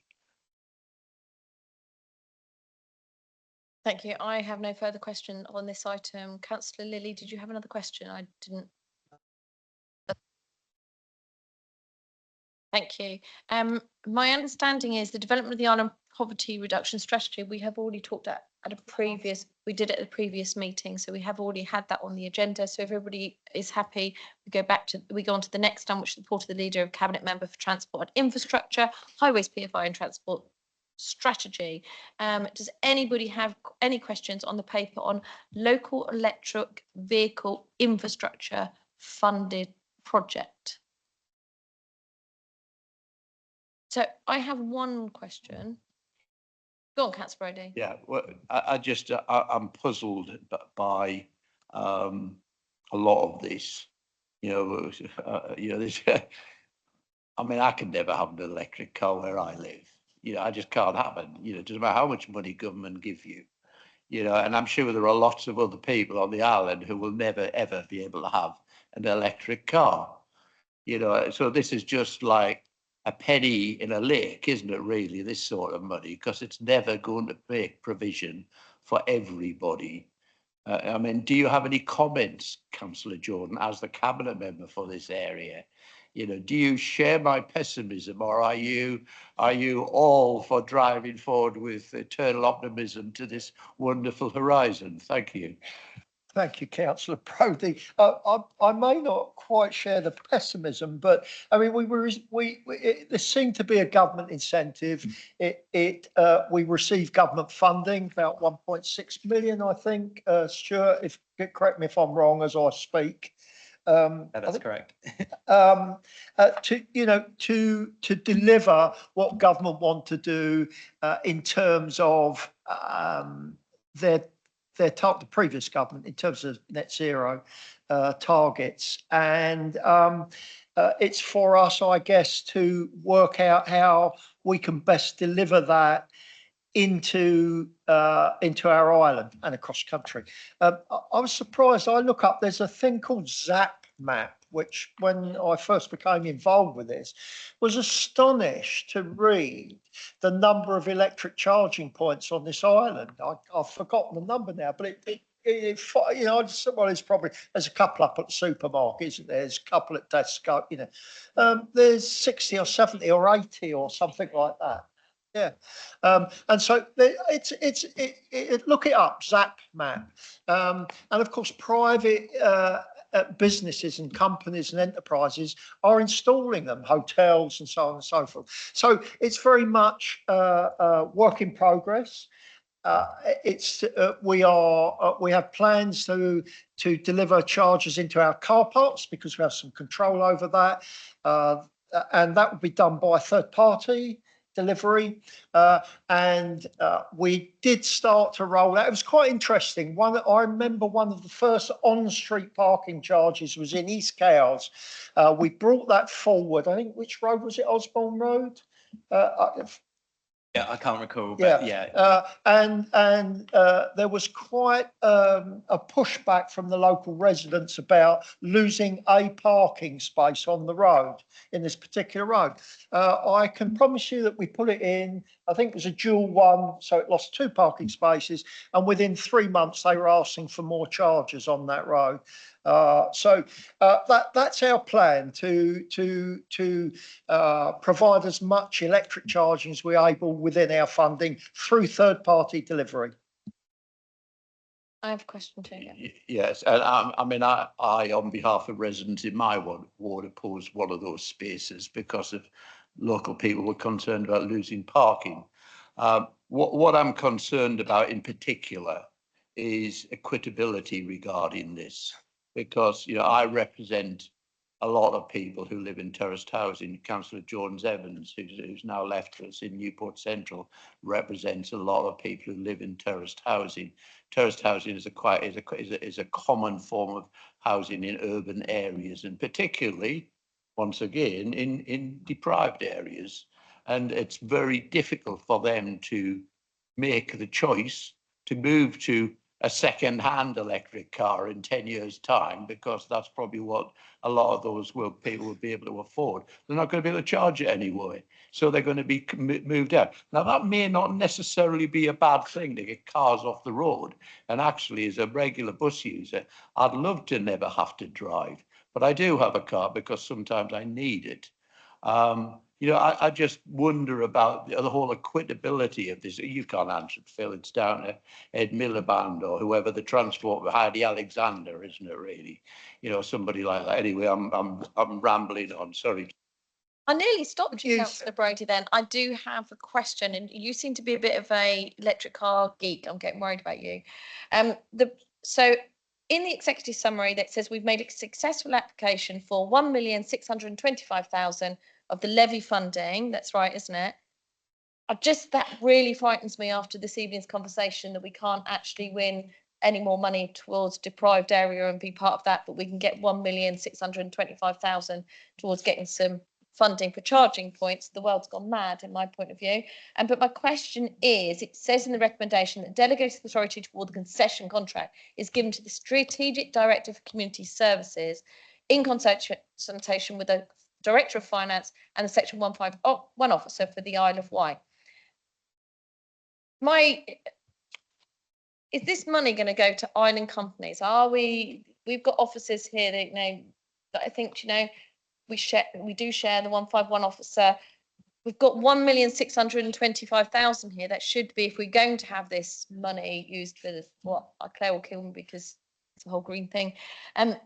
It seems an awful lot of money that we need to make sure goes to island companies. And my understanding is there isn't an island company that would be at a level at the moment to be able to deal with that level of contract. Because to actually get a contract of this level of 1,625,000, you actually have to go through a huge, complex process to get to the first stage of actually being able to put a tender in for that. So how can we have some assurance that money stays on the island with our very complex procurement process? I am, Stuart's here, has been at the forefront of this since the beginning. I'm going to let him make the comments rather than me, but he'll explain some of the process we've already been through. Yeah, thank you, Councillor Jordan. Thank you, Chair. In regards to, so I'm having a bit of feedback. I'll try that one. Yeah, in regards to, I'll go back to Councillor Brody's point, in regards to equity and access to electric vehicles, the purpose of this funding is to ensure equity, and therefore 75% of the proposals will be on-street locations where they don't have access to driveways. So terraced properties and those sort of streets will be targets for this intervention because they're identified as access to EV charging as being a barrier to them taking up EV vehicles going forwards. It's also noted that the government has just released a consultation on phasing out of petrol and diesel manufactured vehicles by 2030 in their original target. So we might end up in a situation where we're going to need the infrastructure, and we'll probably build on this. But what we're hoping for is commercial investment beyond what we can subsidise through this funding. Going on in respect to the procurement process, it is likely that because we'll be using the new regulations, we're going out for new procurement regulations, that the scale of the project, yes, it's going to be large. It's going to attract the big players when it comes to charge point operators. However, as a part of our procurement policy and so forth going forward, it'll be a requirement to demonstrate social benefit from that. That will also benefit to our communities and obviously the chain, supply chain as well. Because bearing in mind, a lot of these operators will be mainland based, and therefore they're going to need local support for maintaining and management of them going forwards, as well as the civils associated with actually implementing the roadworks, the installations on the ground. So in actual fact, a fair bit of this is likely to be undertaken locally, because when they build their relationships with local suppliers, that helps. Councillor Crichton, then Councillor Drew. In relation to Jeff's comments, I think it's changing to electric vehicles is going to be quite a big shift change in everybody's habits, and we don't all have petrol stations at our home, and I think that is where we have to build in changes to our lifestyle to make it happen, and having these provisions of these charge points in as many places as we can is part of that. And obviously I've bought into that as Green Party, and I want to help promote that, but on the same as you, it's a scary thing changing over to those cars, and I think we've got to make that easier. And I still have, a hybrid, and I still want to go down that road as well. So I think it's the support we can get in these areas. So I support this. Thank you. Councillor Drew. Thank you, Chair. In relation to the third-party corporations that are going to be, I assume, making something of a profit on public lands, and the way in which we regulate as it were, a profit throttle on that.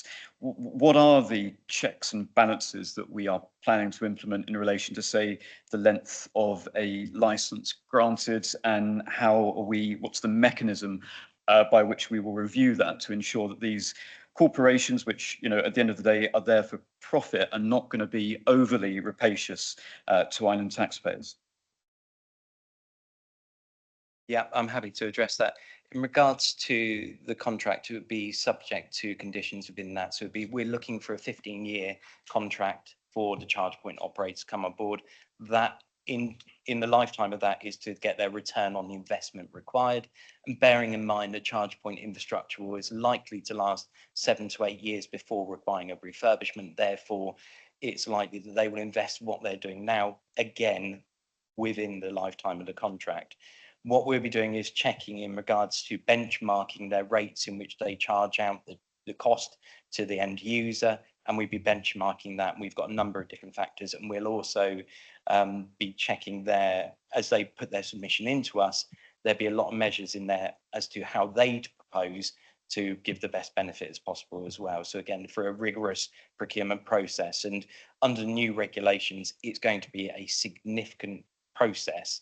And with quite a bit of rigor, because bearing in mind, the 1.625 million is the initial investment, but the actual return based on the concession will be far greater. So therefore, it requires that level of rigor and requires that contract management and monitoring thereafter.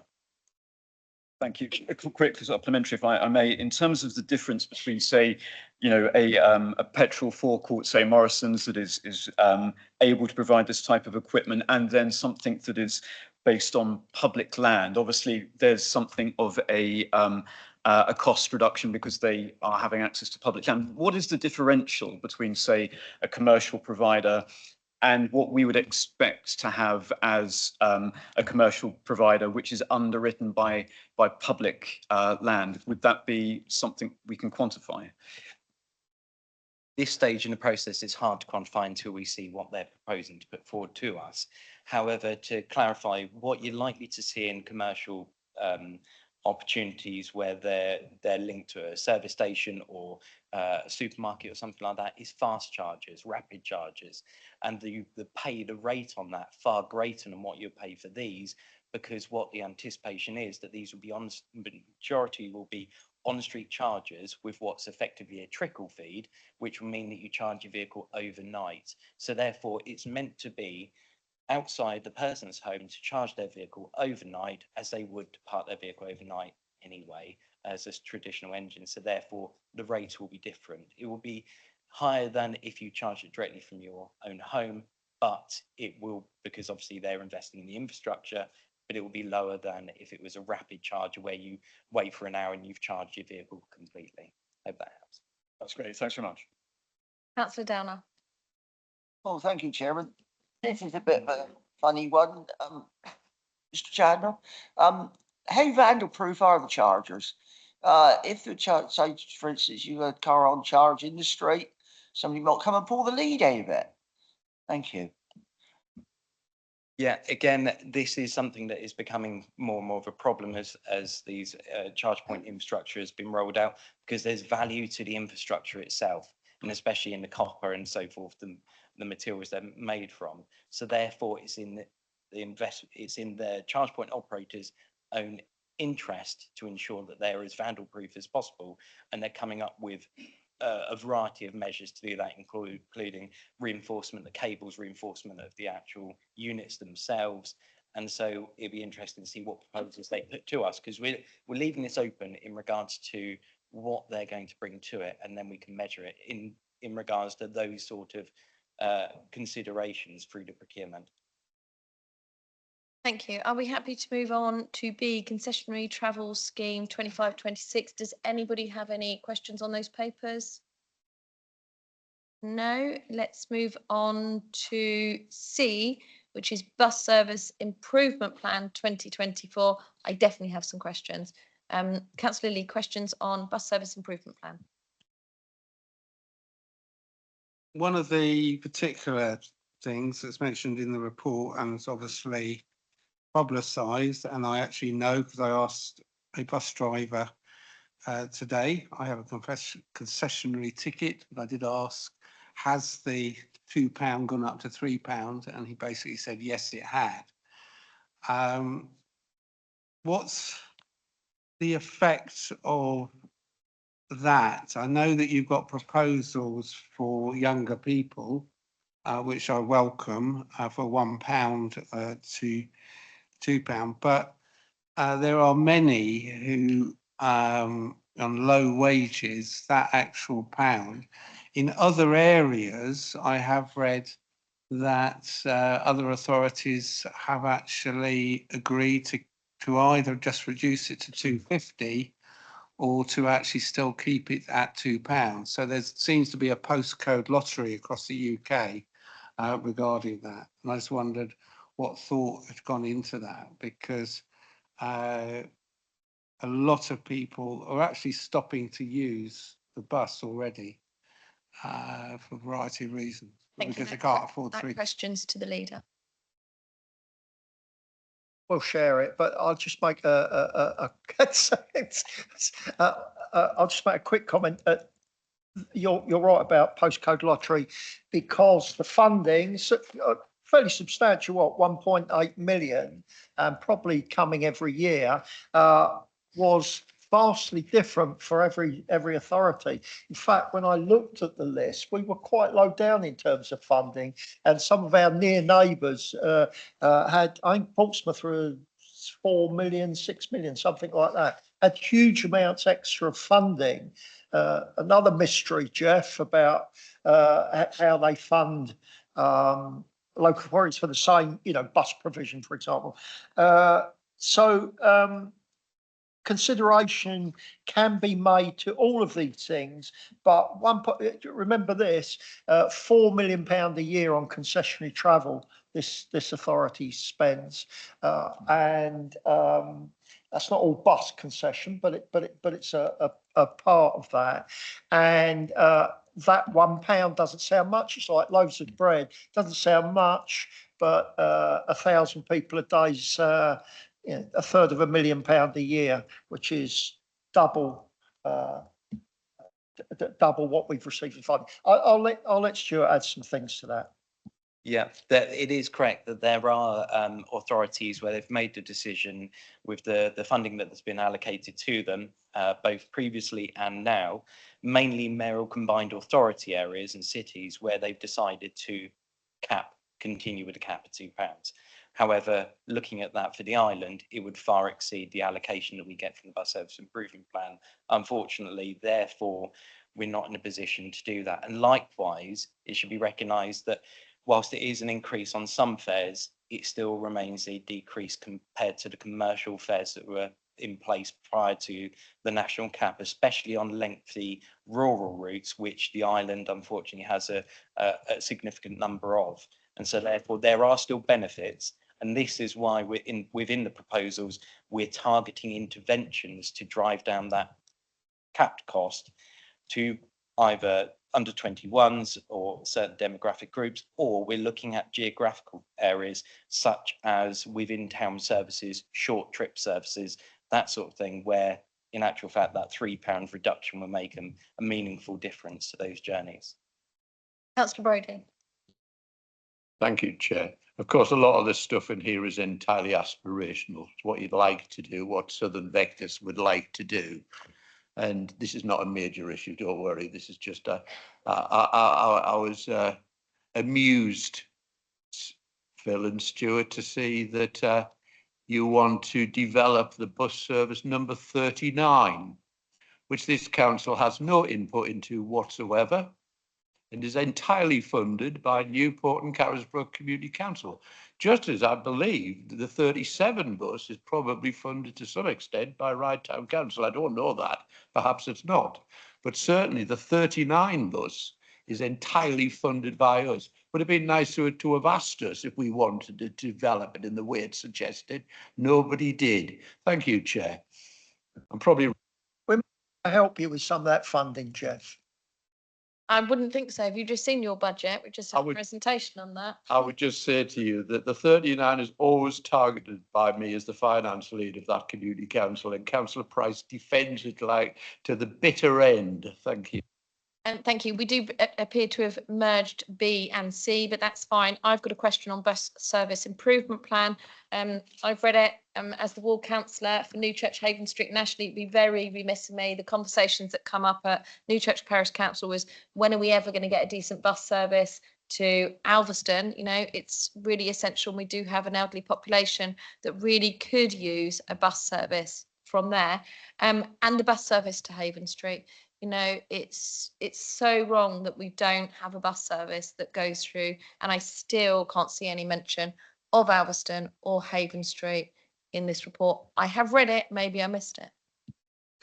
Just a shout out, sorry, Stuart. Absolutely aware of that. Jeff's absolutely right. It's an aspiration document, and the money is helpful to help us deliver some of those aspirations. And hopefully, by the way, hopefully that money comes each year. That's not just a one-off, we're hoping. But I'd shout out for devolution, because in devolved areas, they've taken on transport powers. Those transport powers allow things such as franchising. We don't have those powers right now, but we could have those powers.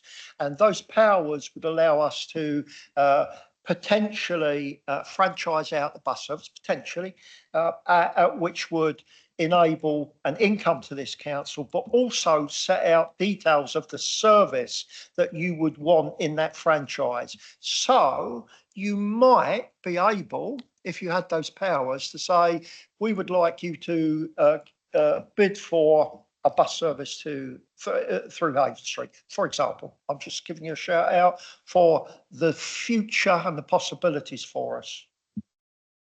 Councillor Blake. Just a quick comment, thanks, Chair. The student rider, I remember it being back in the day, was a very good scheme. It was put up to 50p to £1 to great Ferrari at the time, but so back to £1 is a good level, I think, and I think that'd be a very encouraging to students to use the bus.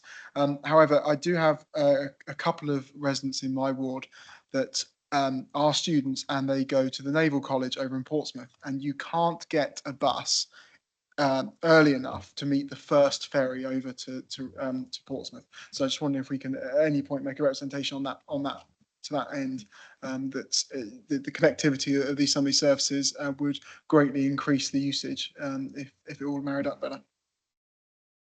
Thank you.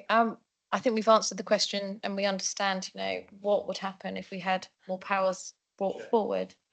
Make a comment, and I probably should declare an interest because I think I'm still a member of the Isle of Wight Bus Users and Rail Travellers group. But I think I am. I think I paid my membership. They have a very old-fashioned system of doing it, but I was pleased to see that they are always involved in this, and which is brilliant.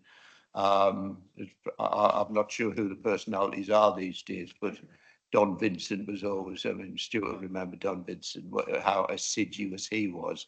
Ed, that's sort of what you just raised. That's the sort of thing that you should try and feed into that group if you can for the future, because they'd be hot on something like that. Thank you, Chair. If I may, Jeff, thank you. There's a public meeting coming up around in Newport, 24th of January, and we do have ongoing engagement with them. Thank you. Can we move on to the island speed review? I will get the committee to note that actually this is one of the few last things we've got to discuss this evening, because actually the Shell fleet discussion was held at the last meeting. So it is now just the island speed review, and then just towards the close of the meeting and members' questions. So I have a question on this. I'm really pleased that there are areas within my ward that have been recognised. Having had a ward with Newchurch that got reduced to a 20 miles an hour, it's caused me more work as a councillor by residents being really unhappy that it doesn't get enforced. I completely get people doing, let's do a community jump out, wear a yellow jacket and jump out in front of a car, and do a community speed watch. But within our ward and our parish council, we decided actually that's quite dangerous for us to do, because of the nature of the roads, that we have no pavement. It's a high risk to ask somebody to do that. So on these roads that you're suggesting, these speed reductions, how are these going to be enforced, and how much effort will the police do for it? I came through, again, it drives me nuts that you go through leaving Asda and you come by those traffic lights at St George's, and there's the guy in the speed van again eating his sandwiches. You would have to come out of those traffic lights like the starting grid of Le Mans to get a speed ticket there. But in my ward, we would desperately like that speed van to come and sit there and enforcing. So this is brilliant, and I get it, and I really like it. I've got more wards that I would like to add, but how is this going to be enforced and managed by the police? Yeah, if I may, Chair, we've already engaged because we're conscious that within the summary of recommendations is increased enforcement or community speedwork sites. We've already engaged with the police representative on this, and they seem to be relatively comfortable with the proposals on the basis that they are locations that they themselves already recognise. And now that they've changed their approach to speed monitoring, they will be working with us on those proposals going forwards. Any signed changes, and this is where it's crucial that we get the policy right after we've gone through this process, is that signed alone speed limits are not the way that we want to go ahead, because it does provide a false impression when it comes to the actual speed of traffic. And again, the police will not support and will not actively enforce those locations if there's not measures to manage the speed to the speed limit in which has been signed. So therefore, this is why there's a cost associated with many of these proposals, because it's either those recommendations for urban speed limits to 20, and some of those other locations as well will require improvement measures as well to manage traffic to that level.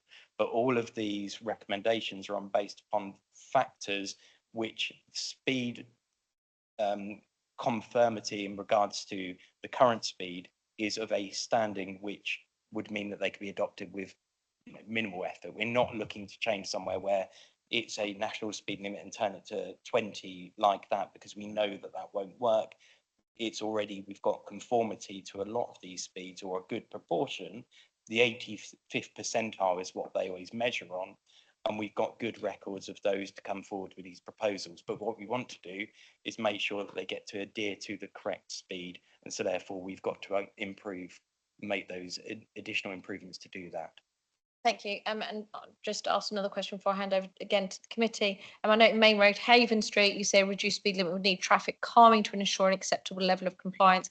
Can I just ask on all of us who are parish councillors and town councillors as well as county councillors, that the next step of this does need to go out and have meetings with parish councils. Their local knowledge is absolutely invaluable, and they do really appreciate someone from, of your capacity coming and speak to them. They make you tea and a cup of cake, and a piece of cake. But it's really important that you do engage with these parish and town councils, because you might think of putting a speed calming place, whatever it is, in one area of the ward, and they will say, actually, because of such and such, that might not be, it might be better down the road. So before final commitment it would be really good to know that level of engagement is going to happen.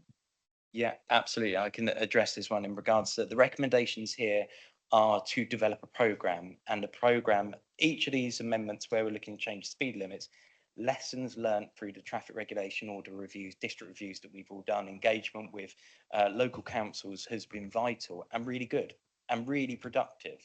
And so therefore we'll be building upon that with these as well. So therefore we'll be engaging, as we should, with doing informal consultation, and then we'll go to formal consultation on any amendments to the traffic orders that support the changes and the design of the measures which then manage those speeds to those levels as well. I'm going to jump in here really quickly, sorry, but when the TROs came in and the traffic, the yellow lines and stuff like that, I have areas within my ward that, especially within Alveston, that they were in absolute uproar. And when we looked, I had said this is not sensible as a county councillor, and the parish council had objected to it, and they still wanted to put those in. That was a really difficult situation. It's hard to justify that when you're a county councillor. Names up as I saw was Councillor Blake, Councillor Critchardson, Councillor Lilly, and Mr. Cook on this so far. Cheers, Chair. I think there's one thing that isn't taken into account in this survey, and one thing that I wanted to have put in around St Lawrence, and that is a lot of people these days obviously are using their phones to navigate, and we had a situation where whilst the road was closed through Leeson Road, the apps were telling people, including lorries, to drive through St Lawrence and up St Lawrence Shoot, because it was, as far as the app had worked out, it was quicker to do that than go through Whitwell Road. That's largely because, things like St Lawrence Shoot are still a national speed limit road. You can't do national speed limit down there, I'll define it on 2. But the app doesn't know that you can't go down that road at 60. So, and the time difference is seconds between the sending you via Whitwell Road or St Lawrence. So we had a situation where a rat run was created purely because everyone's following their phones because they didn't know where they're going because all the roads are closed. So there is another aspect to lowering speed limits, not just physically slowing the cars down or perceived slowing the cars down, but in the digital age, the apps need to know that area is a slow area as well, and not, so that there is a supplementary effect that I think we need to take into account as well. Yeah, I'm happy to take that one. And in regards to, there's another thing that's going alongside this, which is the rollout of digital TROs. This kicks in, both temporary orders and permanent orders will be hosted online. It's to make way for potential of automated vehicles in the future. So those diversion routes that don't work when it comes to sat navs and on the phones and so forth, those will be uploaded. So all of the plans that are currently on One.Network and the traffic management plans that come out of roadworks and so forth will be uploaded. So therefore, in a more instantaneous process by which they will pick up all of this, so that appropriate vehicles, like 6.6 restrictions are sometimes not picked up, they will be picked up when it comes to diversion routes, when there's closures of roads, a bit like what happened in and around Ventnor. Those alternative recommended routes will be highlighted on people's sat nav as well. And again, through the traffic management process and network managers through Island Roads, we can agree if we perceive there to be an issue, like a St Lawrence shoot, and then we think actually this is where people are going to run, we can also include additional measures. We did that more recently when Leeson Road was closed again, and the traffic was realised it's all been funneled through Newport Road and Graben. So therefore, for a temporary period, we had to reduce parking provision. But that's because we realised that it became a bit of a pinch point and traffic built up. So therefore, we needed to address that. It does cause pain for those people who usually park there, but we always take that view, and we learn from, you know, what's gone on before as well. I forgot my list. I think so it was Claire, Councillor Drew and Councillor Lilly. Sorry, it wasn't, no, it was Councillor Lilly. Yeah. Thank you very much, Chair. Wanted to that point you made about the parish councils, because I had Shorewell Parish Council on Monday, and obviously it's mentioned in the plan. So, and I think a lot of people are pleased that a reduction in that area has been put forward, but the actual process of what will happen, I think the people that live there and are dealing with it day in, day out, I couldn't give them a lot of my opinion. I don't go through as often as perhaps I should, Shorewell, so I don't know what will work and will be appropriate there. And I think we really need to work with those on the ground in the village that are dealing with those issues.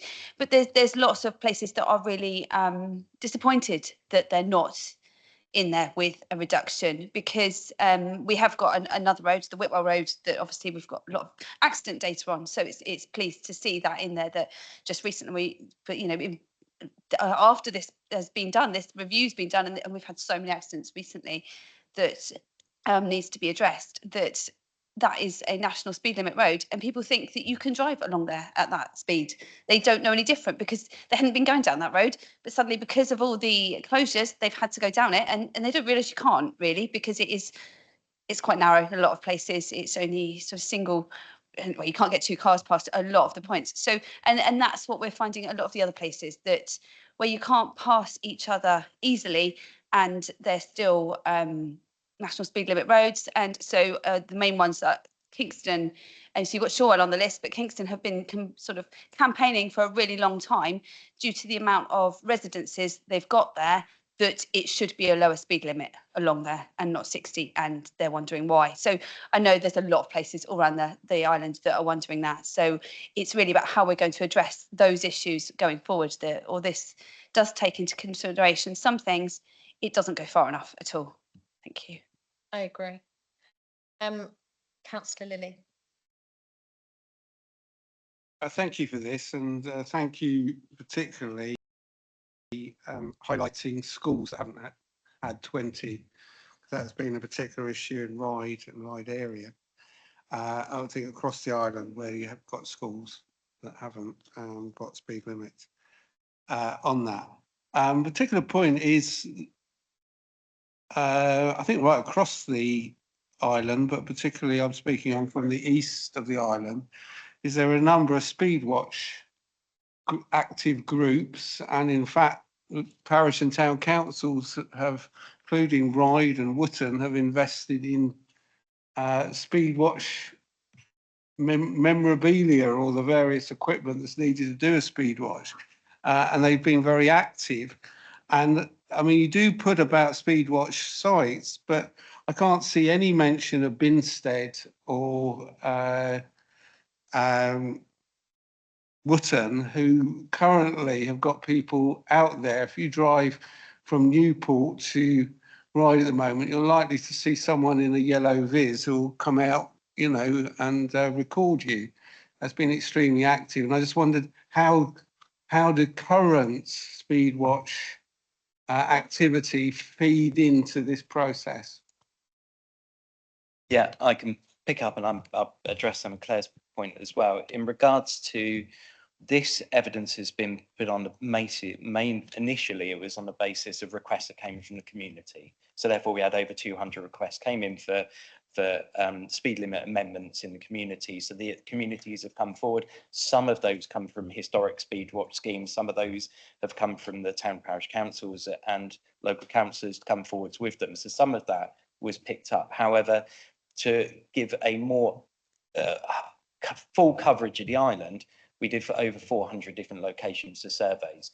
So whilst we haven't, this report only looks at some, recommends some, it's on the back of actually a very comprehensive coverage of surveys. And it's the difference between perception and actually what's been surveyed as well. Unfortunately, perception sometimes that you feel that a vehicle that's passing close by is travelling fast, when in actual fact it's their proximity that makes them feel like they're travelling fast, or their size. And so therefore, when you do the surveys, you can be surprised by the outcome. But in regards to community speed watch, we've identified locations where actually we can enhance the community speed watch schemes that are in place at the moment. It's not particularly highlighted Binsted because they're quite well covered already. The recommendations under enforcement of community speed watch are because they are actively visible in the community, they benefit because they actually help to adhere to traffic, to adhere to the correct speed limits already. So therefore we're saying enhance it a bit further, do some more locations. These are locations which we've identified as being would benefit from additional enforcement or community speed watch. So this is where we hope we generate some more community direction and support in actually doing this. And again, we're keen to find out the results that come out of community speed watch. I've had West White Community Speed Watch more recently have been provided some data. And again, the police are open to that. The police support that. I believe it's a lady called Holly who supports Community Speed Watch getting set up. And they feed that back to their traffic enforcement team as well. So we do support them. Merston have recently come to me with their findings, and I've said, please do send me the data because I can then pass that on for future consideration. There's not a proposal in here for that particular location, but because there's so many, we've got to start somewhere. This is, and again, going back to communities to then realise how long it's going to take. It is going to take 3 or 5 years. Thank you. Just a reminder to everyone, we've got 5 minutes left of this meeting. I want to allow a question from Simon Cook. Otherwise, we have to vote to extend the meeting. I think you've been very patient with a heavy agenda. So could we make this the last question? Is that okay with everybody? Thank you. Thank you, Chair. Not really a question as such, more a suggestion regarding engagement with town and parish councils. May I suggest that, as well, of course, contact individual councils, but there's quite a lot of us, that you might want to consider contacting iWalk, who will probably be more than delighted to facilitate a specific meeting about this, so we can gather all the town and parish councils and community councils together in one place. We do need to make sure that there are, councils that aren't members of our iWalk as well are represented. Do we have any quick members' questions? Because we've got 4 minutes for any members' questions. Councillor Jarman, you're on the clock. Thank you. Thank you. I didn't raise it earlier, but I'd like to raise it now. And I'd like to ask this question, and I think it's probably going to be directed at Simon. The paper that we had this evening speaks specifically to Let's Make Smoking History. We have in the past raised the question of statistics which are raised on this topic, and we've had assurances that it's related to all nicotine use. I'd like to see that maintained, and I think the title of the paper therefore needs to be revised. My concern is we're going into a generation of nicotine addicts through vaping. So please can we make sure that the paper gets refocused, not to be specifically with the term let's make smoking history, but let's make nicotine addiction history. And would he accept that, please? And is there a way to take that forward and perhaps make some changes to the paper? Thank you. I think it would be okay if the chief exec can make a note and accept that and confirm that in your last 3 minutes. Thank you, Chair. I don't know if the Director of Public Health is still online, but we will take that away as a suggestion from yourself. I can't see everyone that's online, but I completely understand the point that you're making, Councillor Jarman. Thank you. And Simon Cook, and we note that you made a written question earlier and it has been confirmed there will be a written answer given back to you because it was quite a complex question, but you will get a written answer to that. Thank you ever so much, everyone, bearing with me. I did say at the very beginning this was going to be a long meeting and a very heavy agenda. Having seen the budget proposal and having looked at it yesterday, I was really concerned that we need to make sure that we gave the right amount of time. I think it's been quite clear that it wasn't working on my agenda or working to any time specifications. But I do apologise to Councillor Spink. I certainly wouldn't want to upset anybody in this committee, and I look forward to seeing him tomorrow and welcoming him back to this committee. Councillor Brodie. Yeah, and Chair, I just think, looking at the time and how long we spent on the most important issue, in my view, the budget, I think it was the right decision by the majority of this committee not to discuss devolution tonight, which we're all going to have the opportunity to discuss tomorrow night at full council. Thank you. Thank you, Councillor Brodie. So good night, everybody, and we will see you back here tomorrow. Thank you.